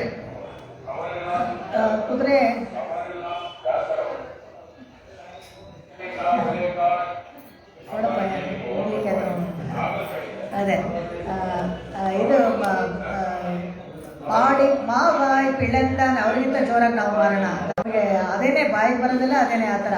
ಇಲ್ಲಿ ಮಾವಾಯ್ ಪಿಳಂತಾನೆ ಮಲ್ಲರೆ ಮಾಟಿಯ. ಮಾವಾಯ್ ಅಂತ ಹೇಳಿದ್ರೆ ಕುದುರೆ. ಆನೆಗೂ ಮಾವು ಅಂತ ಹೇಳ್ತಾರೆ. ಅವ್ರ ಸಂಧಿ ಕುದುರೆಗೂ ಮಾವು ಅಂತ ಹೇಳ್ತಾರೆ. ಅವಾಗ ತಮಿಳಲ್ಲಿ ಪಿಳಂತಾನೆ ಅಂತ ಹೇಳಬೇಕಾದ್ರೆ ಇದು ಕುದುರೆ ಬಾಯಿನೆ. ಕೇಶಿದು ಸಂಹಾರ ನೆನ್ನೆ ಕಥೆ ಹೇಳಿದ್ನಲ್ಲ, ಆ ಕೇಶಿ ಮಾವಾಯ್ ಪಿಳಂತಾನೆ. ಆಗ ಕೇಶವನ್ನ ಮುರಿದ್ರೆ ನಾವು ಭಗವಂತನನ್ನು ಹೋಗಿ ಸೇರ್ಬೋದು. ಮಾವಾಯ್ ಪಿಳಂತಾನೆ ಮಲ್ಲರೆ ಮಾಟಿಯ. ಮಲ್ಲರನ್ನ ಮುಷ್ಟಿಕ ಚಾಣೂರು ಅನ್ನೋರು ಇಬ್ಬರು ಮಲ್ಲರು. ಹೇಗೆ ಜಗಜ್ಜಟ್ಟಿಗಳವರು ಅಂಥ ಇರ್ತಾರೆ, ತುಂಬ ಬಲಿಷ್ಠರಾಗಿ ಅವರನ್ನು ಸೋಲಿಸೋರೇ ಯಾರೂ ಇರಲ್ಲ. ಅಂಥ ಮಲ್ಲರನ್ನು ಏನು ಮಾಡ್ತಾನೆ ಕಂಸ, ಇಷ್ಟೊಂದು ಜನನ್ನೆಲ್ಲ ಕಳಿಸಿದ್ನಲ್ಲ, ಧೇನುಕಾಸುರ, ಅರಿಷ್ಟಾಸುರ, ಪೂತನಿ, ತೃಣವ್ರತ, ಯಾಗಾಸುರ, ಬಕಾಸುರ ಅಂತೆಲ್ಲ ಯಾರ ಕೈಲೂ ಕೃಷ್ಣನನ್ನು ಸಾಯಿಸೋಕ್ಕಾಗಲಿಲ್ಲ. ಮತ್ತು ವಾಪಸ್ಸು ಬರಲಿಲ್ಲ. ಏನಾಯಿತು ಅಷ್ಟರವರೆಗೂ ಅವನಿಗೆ ಸಾಯಿಸೋಕ್ಕಾಗೋದೇ ಇಲ್ಲ ಕೃಷ್ಣನ್ನ. ಅದಕ್ಕೆ ನನ್ನ ಕಣ್ಣೆದುರಿಗೆ ನಮ್ಮೂರಿಗೆ ಕರ್ಕೊಂಡು ಬಂದು ಅವನನ್ನು ಸಾಯಿಸಬೇಕು ಅಂತ ಹೇಳ್ಬಿಟ್ಟು ಏನು ಮಾಡ್ತಾನೆ ಅಂತ ಹೇಳಿದ್ರೆ ಅಕ್ರೂರನ್ನು ಕಳಿಸ್ಬಿಟ್ಟು ಕರ್ಕೊಂಡು ಬರ್ತಾರೆ. ಕರ್ಕೊಂಡು ಬಂದಾಗ ಅದಕ್ಕೆಲ್ಲ ಒಂದು ಪ್ಲ್ಯಾನ್ ಎ ಪ್ಲ್ಯಾನ್ ಬಿ ಮಾಡಿರ್ತಾರೆ ಹೇಗೆ ಸಾಯಿಸಬೇಕು ಅಂತ. ಅವರು ಬಲರಾಮ ಕೃಷ್ಣ ಬರ್ತಾ ಇರಬೇಕು, ನೋಡಿದ್ರೆ ಏನೋ ಅವ್ರಿಗೆ ವೆಲ್ಕಮ್ ಮಾಡೋ ಥರ ಒಂದು ಕೂಲಯ ಪೀಡ ಅಂತ ಒಂದು ಆನೆ ಇರುತ್ತೆ, ಅದಕ್ಕೆ ಮದ ಏರ್ಬಿಟ್ಟಿರುತ್ತಲ್ಲ, ಅವಾಗ ಈ ಹುಡುಗರನ್ನ ತುಳಿದು ಸಾಯಿಸ್ಬಿಡುತ್ತೆ ಅಂತ ಆ ಥರ ಪ್ಲ್ಯಾನ್ ಮಾಡಿರ್ತಾರೆ. ಆದರೆ ಅವ್ರು ಬಂದೇಟ್ಗೆ ಏನು ಮಾಡ್ತಾರೆ, ಕೃಷ್ಣ ಬಲರಾಮ ಇಬ್ಬರೂ ಆ ಕೂಲಯ ಪೀಡೆ ದಂತ ಇರುತ್ತಲ್ಲ, ಇಬ್ಬರು ಒಂದೊಂದು ದಂತ ಇಟ್ಕೊಂಡು ಆ ದಂತವನ್ನು ಮುರಿದು ಆ ದಂತದಿಂದನೇ ಆ ಕೂಲಯ ಪೀಡೆಗೆ ಚುಚ್ಚಿಬಿಟ್ಟು ಆನೆನ ಸಾಯಿಸ್ಬಿಡ್ತಾರೆ. ಸರಿ, ಅಲ್ಲಿಂದ ಮುಂದಕ್ಕೆ ಬಂದರೆ ಇದು ಪ್ಲ್ಯಾನ್ ಬಿನೂ ಇಟ್ಟಿದ್ದ ಯಾರು ಕಂಸ. ಅಲ್ಲಿಂದ ಬಂದರೆ ಈ ಮುಷ್ಟಿಕ ಚಾಣೂರ ಅಂತ ದೊಡ್ಡ ಜಗಜ್ಜಟ್ಟಿ ಮಲ್ಲರು, ಅವರು ಜಗತ್ತಿನಲ್ಲೇ ಅವರನ್ನು ಯಾರು ಸೋಲ್ಸೋಕ್ಕಾಗದೇ ಇರೋವಂಥ ಮಲ್ಲರು. ಅವರಿಗೂ ಅಷ್ಟೇ ಚೆನ್ನಾಗಿ ಹೆಂಡ ಎಲ್ಲ ಕೂಡಿಸ್ಬಿಟ್ಟು ಹುರಿದುಂಬಿಸ್ಬಿಟ್ಟು ಇಲ್ಲಿ ಭುಜದ ಮೇಲೆ ಕೂತ್ಕೊಂಡ್ಬಿಡ್ತಾರಂತೆ. ಭುಜದ ಮೇಲೆ ಕೂತ್ಕೊಂಡು ಅವ್ರ ತಲೆನ ಬುದ್ಧಿ ಹಾಗೆ ಕತ್ತಿಸ್ಬಿಟ್ಟು ಅವರನ್ನು ಮುಷ್ಟಿಕ ಚಾಣೂರನ್ನು ಕೂಡ ಸಾಯಿಸ್ಬಿಡ್ತಾರೆ. ಅವರು ಮಾಮಾಯ್ ಪಿಳಂದಾನೆ ಮಲ್ಲರೈ ಮಾಟಿಯ ಅವರಿಬ್ಬರು ಸಾಯ್ತಾರೆ. ದೇವಾದಿ ದೇವನೇ ಚಂದ್ರನಾಮ್ ಸೇವಿತ್ತಾರ್, ಎಲ್ಲ ದೇವರಿಗೂ ದೇವರಾಗಿದ್ದಂತೆ ಭಗವಂತ. ಅದನ್ನು ಹೇಳ್ತಾರೆ ದೇವಾದಿ ದೇವನೇ ಅಂತ ಹೇಳಿದ್ರೆ ಯಾರು ಎಲ್ಲರಿಗೂ ದೇವರು ಅಂತ. ದೇವಾದಿ ದೇವ ಅಂದರೆ ಕೆಲವರೆಲ್ಲ ಇಂದ್ರ ಅಂತ ಹೇಳ್ತಾರೆ, ಕೆಲವರು ರುದ್ರ ಅಂತ ಹೇಳ್ತಾರೆ, ಕೆಲವರು ಬ್ರಹ್ಮ, ಎಲ್ಲರನ್ನ ಸೃಷ್ಟಿ ಮಾಡೋದಲ್ಲ ಬ್ರಹ್ಮ ಅಂತ ಹೇಳ್ತಾರೆ. ಆಗಲಿಲ್ಲ, ದೇವಾದಿ ದೇವನೇ ಅಂತ ಹೇಳಿದ್ರೆ ಎಲ್ಲದಕ್ಕೂ ಬೀಜಪ್ರದವಾಗಿತ್ತಲ್ಲ ಯಾರು, ಎಲ್ಲಿಂದ ಎಲ್ಲರೂ ಉಂಟಾದರೂ ಮತ್ತು ಎಲ್ಲರೂ ವಾಪಸ್ ಲಯವಾಗೋದು ಯಾರು ಅಂತ ಹುಡ್ಕೊಂಡು ಹೋದ, ಆ ಥರ ಹುಡ್ಕೊಂಡು ಬರೋದಿಲ್ವ ಅಂತ ಹೇಳಿದ್ರೆ ಅವರು ಅದು ತ್ರೇತಾಯುಗದಲ್ಲಿ ಹೋದ. ಆದರೆ ನಾವಾಗೆ ಅವನನ್ನು ಹುಡ್ಕೊಂಡು ಹೋಗಿ ಕೈಂಕರ್ಯ ಮಾಡೋಣ ಅಂತ ಆಟಾಳು ಹೇಳ್ತಾಳೆ ಇಲ್ಲಿ. ದೇವಾದಿದೇವನೈ ಶಂಟ್ರನಾಮ್ ಸೇವಿತ್ತ. ಈ ಶಂಟ್ರ ಅನ್ನೋದೇನಪ್ಪ ಅಂತ ಹೇಳಿದ್ರೆ ಈ ಪಾದಯಾತ್ರೆ ಇದೆಯಲ್ಲ, ನಾವು ನಡೆಯೋದು ಕೂಡ ಅದು ಒಂದು ಕೈಂಕರ್ಯ. ಪ್ರಸ್ತುತದಲ್ಲಿ ಆಂಡವನಾಶ್ರಮದಲ್ಲಿ ಇದಕ್ಕೆ ಹಿಂದೆ ಇಬ್ಬರಿ ದೇವರಿಗೆ ಆಶ್ರಮದಲ್ಲಿ ಇದ್ದವರಿಗೆ ಸ್ವಾಮಿಗಳಿಗೆ ಹಿಂದೆ ತಿರುಕುಡಂದೆ ಆಂಡವನ್ ಅಂತ ಇದ್ದರು ಕುಂಭಕೋಣದವರು. ಅವ್ರು ಮಾತ್ರ ಅವರು ವೆಹಿಕಲ್ಲೇ ಹತ್ತಾ ಇರಲಿಲ್ಲ, ಎಲ್ಲಿಂದ ಎಲ್ಲಿಗೂ ಅವರು ಕಾಲ್ನಡಿಗೆಯಲ್ಲೇ ಹೋಗ್ತಾಯಿದ್ರು. 2 ಸತಿ ಪೂರ್ತಿ ಉತ್ತರ ಭಾರತಕ್ಕೆ ಆ ಥರ ಬದ್ರಿಕಾಶ್ರಮಕ್ಕೆ ನಡ್ಕೊಂಡೇ ಹೋಗ್ತಾರೆ ಕಾಲ್ನಡಿಗೆಯಲ್ಲಿ. ಅಂದರೆ ಎಲ್ಲ ಹೋಗೋ ಕಡೆ ಎಲ್ಲ ಶಿಷ್ಯರು ಇರ್ತಾಯಿದ್ರು, ಎಲ್ಲ ಏರ್ಪಾಡು ಮಾಡ್ಕೊಳ್ತಾಯಿದ್ರು. ಒಂದು 40-40 ಕಿಲೋಮೀಟ್ರ್ 50 ಕಿಲೋಮೀಟ್ರ್ ಒಂದು ದಿವಸಕ್ಕೆ ಹಾಗೆ ನಡೆಯೋರು. 6 ತಿಂಗಳು ಹೋಗಿ ಬರೋಕ್ಕೆ ಎಲ್ಲ 6 ತಿಂಗಳು ಆಗೋದು ಆ ಥರ. ಭಗವದ್ ರಾಮಾನುಜರು ಕೂಡ ಶಂಕರನ ಉಪದೇಶ ಅರ್ಧದಲ್ಲೆಲ್ಲ ಹೇಳಬೇಕಾದ್ರೆ ಭಗವದ್ ರಾಮಾನುಜರು ನಮಗೆ ಬ್ರಹ್ಮಸೂತ್ರಕ್ಕೆ ಭಾಷೆ ಎಲ್ಲ ಬರ್ಕೊಡ್ಬೇಕಾದ್ರೆ ಅವ್ರಿಗೆ ಮುಖ್ಯವಾದ ಅರ್ಥಗಳೆಲ್ಲ ತಿಳ್ಕೊಳ್ಬೇಕು ಅಂತಿದ್ದಾಗ ಕಾಶ್ಮೀರಕ್ಕೆ ಹೋಗಬೇಕಾಗಿತ್ತು.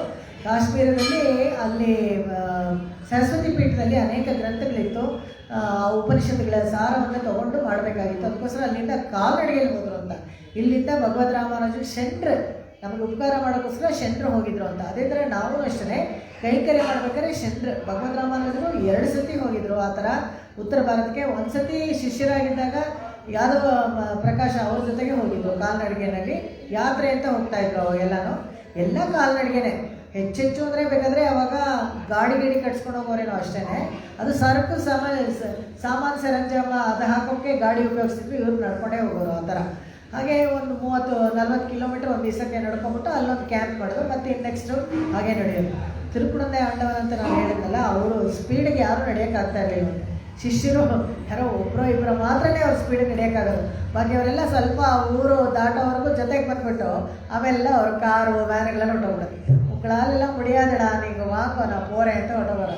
ಅವ್ರು ಪಾಡಿಗೆ ಅವ್ರು ನಡ್ಕೊಂಡು ಹೊಟ್ಟೋಗ್ರು. ಅದು ಹೇಗೆ ಮರಬಡಿ ಇರುತ್ತಲ್ಲ ಆ ಪಾದಕೆ ಥರದ್ದು ಅದನ್ನು ಹಾಕೊಂಡು ನಡಿಬೇಕು. ಅದು ತುಂಬ ಪ್ರಾಕ್ಟೀಸ್ ಬೇಕು, ನಡೆಯೋದು ಎಷ್ಟು ಕಷ್ಟ ನೋಡಿ. ಆ ಥರ ನಡೆದವರು ಅವರೆಲ್ಲನೂ. ಶಂಟ್ರಿನ ಸೇವಿತ್ತ ಏನಾಗುತ್ತೆ ಅಂತ ಕೇಳ್ತಾಳೆ. ಆಹಾ ಎಂದರುಳೇಲೋರೆಂಬ ಭಗವಂತನಿಗೆ ತುಂಬ ಖುಷಿ ಆಗುತ್ತೆ. ಆಹಾ ಇವ್ರು ನನ್ನ ಹುಡ್ಕೊಂಡು ಬಂದಲ್ಲ, ಈ ಭಗವಂತ ನನ್ನ ಹುಡ್ಕೊಂಡು ಬಂದಲ್ಲ. ಇದೇ ಥರ ಯಾರೇ ಖುಷಿ ಆಯಿತು ಅಂತ ಹೇಳಿದ್ರೆ ರಾಮಾವತಾರ ರಾಕ್ಷಸ ಪಕ್ಷದವರು ಅಂತ. ಆಮೇಲೆ ಹನುಮಂತನಿಗೆ ಪರವಾಗಿಲ್ಲ, ಅವನು ರಾಕ್ಷಸನೇ, ಆದರೆ ಇವಾಗ ಬದಲಾಗಿದ್ದಾನೆ, ಆದರೆ ಅಷ್ಟೇನು ಸಮಾಧಾನ ಇಲ್ಲ. ಅದಕ್ಕೆ ಸುಮ್ಮನೆ ಕೇಳ್ತಾರಂತೆ ಹೇಗೆ ಅಂತ. ಅವಾಗ ಸುಗ್ರೀವ ಅಂತಾರಂತೆ, ಇಲ್ಲ ಎಷ್ಟಾದರೂ ಅವ್ನು ರಾಕ್ಷಸ, ಅದು ಇಲ್ಲೇ ಅವ್ರ ಅಣ್ಣನ್ನೇ ಅವನು ಬಿಟ್ಬಿಟ್ಟು ಬಂದುಬಿಟ್ಟಿದ್ದಾನೆ, ದ್ರೋಹಿ ಅವನನ್ನು ತೊಗೋಬಾರ್ದು ಅಂತ ಹೇಳ್ತಾರೆ. ಹನುಮಂತ ಹೇಳ್ತಾನೆ, ಇಲ್ಲ ಇಲ್ಲ ಅವ್ರ ಅಣ್ಣ ಕೆಟ್ಟವನು ಅಂತ ಇವ್ನು ಬಿಟ್ಬಿಟ್ಟು ಬಂದಿದ್ದಾನೆ ಅಷ್ಟೇ, ಇವನು ಸಾತ್ವಿಕವಾದವನೇ, ಇವಾಗ ಇವನು ನಮ್ಮ ಬಗ್ಗೆ ಒಳ್ಳೆಯ ಅಭಿಪ್ರಾಯ ಇದೆ, ಇವನು ಪರವಾಗಿಲ್ಲ ಅಂತ ಹೇಳ್ತಾನೆ. ಅವಾಗ ಭಗವಂತ ಹೇಳ್ತಾನೆ, ಯಾರಾದರೂ ಬಂದರೆ ಶರಣಾದರೆ ಅವನು ಒಳ್ಳೆಯವನ ಕೆಟ್ಟವನ ಅಂತ ಎಲ್ಲ ನೋಡಬಾರ್ದಂತೆ, ಶರಣ ಒಳ್ಳೇಬೇಕು, ಇದೇನೇ ಧರ್ಮ ಅಂತ ಹೇಳಿಬಿಟ್ಟು ಇಬ್ಬರಿಗೂ ಬೇಜಾರು ಮಾಡ್ಕೊಳ್ತಾರೆ. ಇಬ್ಬರಲ್ಲೂ ಸುಗ್ರೀವನಲ್ಲೂ ಬೇಜಾರು ಮಾಡ್ಕೊಳ್ತಾನೆ ಭಗವಂತ, ಹನುಮಂತನಿಗೂ ಹೇಳ್ತಾನೆ, ಅವ್ನು ಒಳ್ಳೆಯವರು ಪರವಾಗಿಲ್ಲ ಅಂತ ತಗೋ ಅಂತ ಹೇಳ್ತೀಯಲ್ಲ, ಕೆಟ್ಟವರಾಗಿದ್ದರೆ ಯಾರು ಅವ್ರಿಗೆ ಅನುಗ್ರಹ ಮಾಡೋರು ಅಂತ. ಇಲ್ಲಿ ಸುಗ್ರೀವನಲ್ಲಿ ನೋಡಿ, ಅವನು ಆ್ಯಕ್ಚುಲಿ ಭಗವಂತನ ಸಹಾಯ ತಗೊಂಡು ವಾಲಿನ ಕೊಲ್ಲಿಸ್ದ, ತನ್ನ ಸಹೋದರನ್ನೇ ಕೊಲಿಸಿದ್ದಾನೆ. ಇಲ್ಲಿ ಬಂದು ವಿಭೀಷಣ ಸರಿ ಇಲ್ಲ, ಅವನು ರಾವಣನ ಬಿಟ್ಬಿಟ್ಟು ಬಂದ್ಬಿಟ್ಟಿದ್ದಾನೆ, ದ್ರೋಹಿ ಅಂತ ಹೇಳ್ತಾ ಇದ್ದಾನೆ. ಸ್ವಲ್ಪನೇ ದಿವಸ ಆಯಿತು ಅಷ್ಟೇ, ಇವನು ಅದೇ ಕೆಲಸ ತಾನೇ ಮಾಡಿದ್ದು, ಅಷ್ಟರಲ್ಲೇ ಮರ್ತ್ಕೊಂಡ್ಬಿಟ್ಟಿರ್ತಾನೆ ಬೇರೆಯವ್ರ ಹೇಳು. ಅದಕ್ಕೋಸ್ಕರ ರಾಮ ಹೇಳ್ತಾನೆ, ಹಾಗಲ್ಲ, ಶರಣಾಗತಿ ಅಂದರೆ ಯಾರು ಬೇಕಾದ್ರೂ ಕೊಡ್ಬೋದು. ಅದಕ್ಕೆ ಅವನು ಯಾರಾದರೂ ಬಂದರೆ ಆಹಾ ಎಂದ್ರ ಆರಾಯಂಡರುಳೇಲೋರೆಂಬಾವಾಯ್, ಭಗವಂತ ಶಂದ್ರ ಅನುಗ್ರಹ ಮಾಡಿದ್ದು ಹಲವಾರು ಕಡೆ ನಾವು ನೋಡ್ತೀವಿ. ಹೀಗೇನೆ ಮಹಾಭಾರತ ಕಾಲದಲ್ಲಿ ಸತ್ತಿಗೆ ಅಂತ ಬರ್ತಾನೆ ಭಗವಂತ. ಸತ್ತಿಗೆ ಅಂತ ಬಂದಾಗ ಮತ್ತೆ ಇನ್ನೊಂದ್ಸತಿ ಹೋಗಿ ಕೇಳ್ಕೊಂಬಂದ್ಬಿಡು, ಯುಧಿಷ್ಠಿರ ಕಳಿಸ್ತಾನೆ.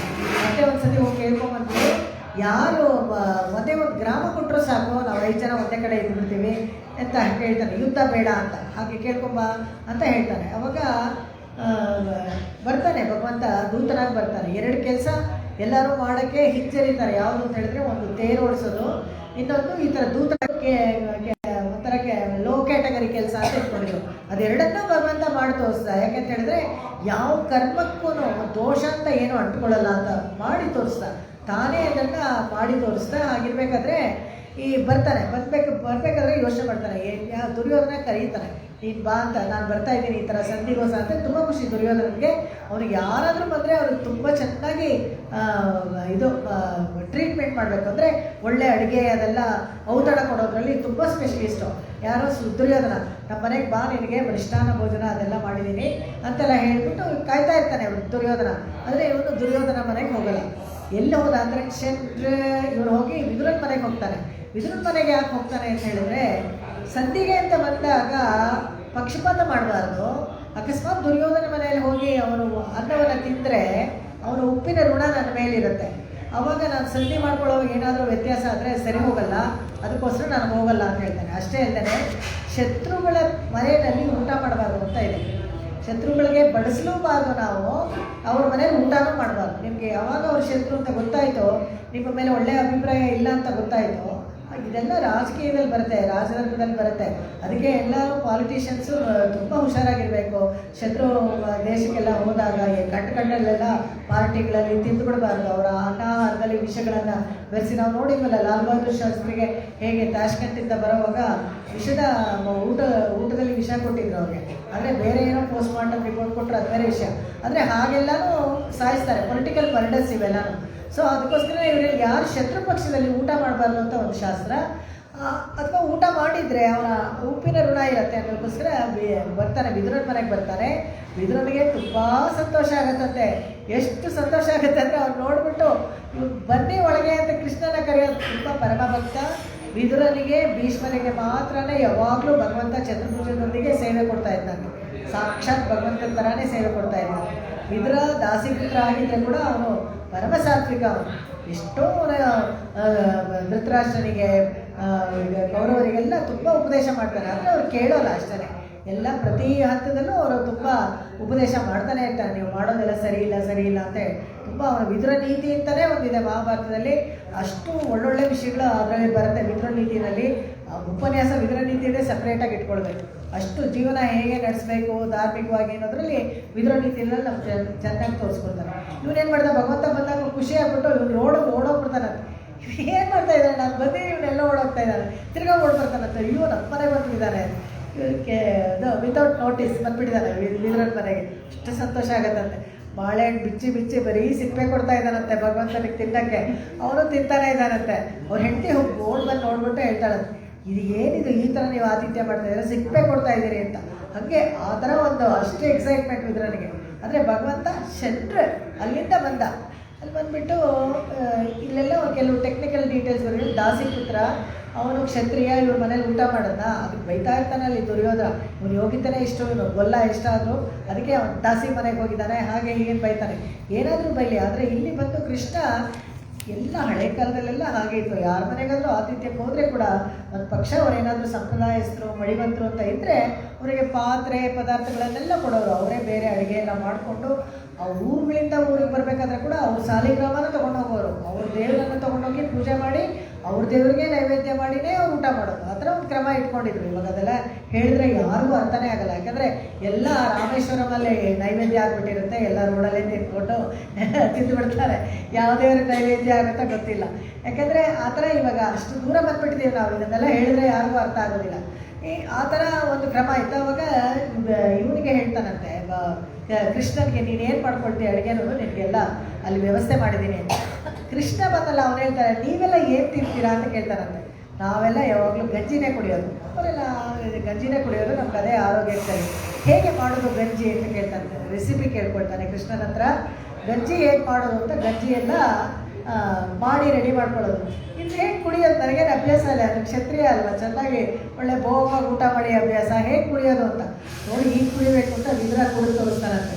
ಅದೇ ಥರ ಅವ್ನು ಕುಡಿಬೇಕಾದ್ರೆ ಆ ಮೀನುಗಳಿಗೆ ನಿಧಾನ ಅರ್ಥ ಆಗೋದಿಲ್ಲ ಅಂತ ಹೇಳಿದ್ರಲ್ಲ, ಅದಕ್ಕೆ ಏನು ಹೇಳ್ತಾರೆ, ಅನ್ಯತಾ ಜ್ಞಾನ ಅಂತ ಹೇಳಿದ್ರೆ ಭಗವಂತನ ಬಗ್ಗೆ ತಪ್ಪಾಗಿ ಅರ್ಥ ಮಾಡ್ಕೊಳ್ಳೋದು ಅಂತ ಒಂದು.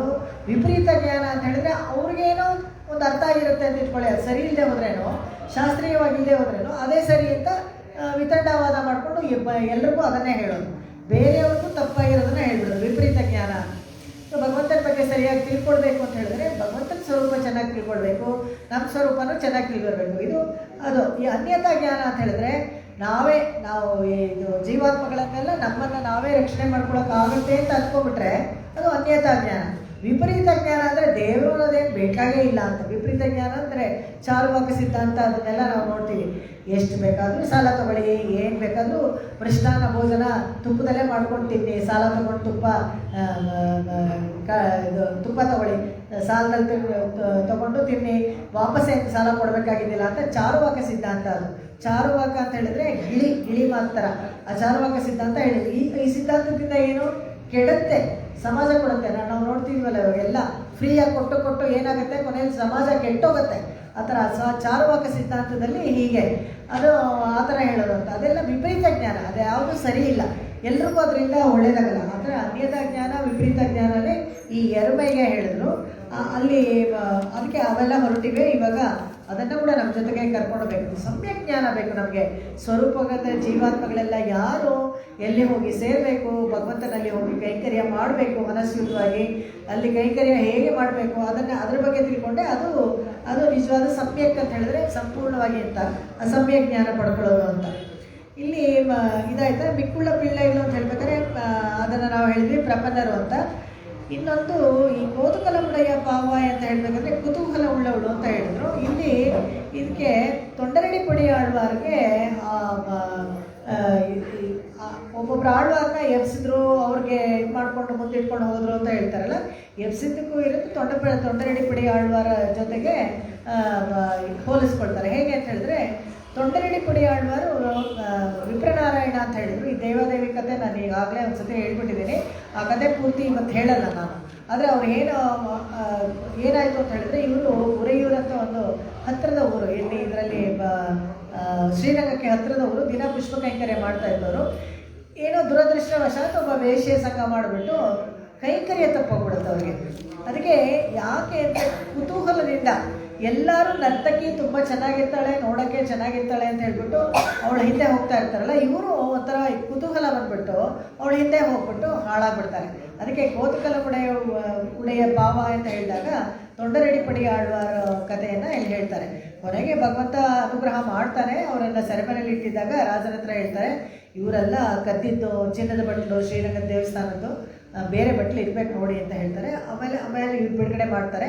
ಮತ್ತೆ ಅವರು ವಾಪಸ್ ಹಾಗೆ ತೋಟದ ಕೆಲಸನೇ ಮಾಡೋಕ್ಕೆ ಹೋಗ್ತಾರೆ. ಅದು ಬೇರೆ ವಿಷಯ. ಆದರೆ ಈ ಕೋತುಕಲ ಮುಡಿಯ ಕುತೂಹಲವಾಗಿದ್ದಾಳಲ್ಲ ಇವಳು ಅಂತ ಹೇಳೋದಕ್ಕೋಸ್ಕರ ಇವರನ್ನು ಹೇಳ್ತಾರೆ. ಇಲ್ಲಿ ಇನ್ನು ಕೆಲವರು ಏನು ಮಾಡ್ತಾರೆ, ಇದು ನಮ್ಮಾಳ್ವಾರ್ಗೆ ಹೋಲಿಸ್ತಾರೆ. ಈಗ ಒಂದು ತೊಂಡರಡಿ ಪಡಿ ಆಳ್ವಾರ್ಗೆ ಕೆಲವರು ಹೋಲಿಸ್ತಾರೆ.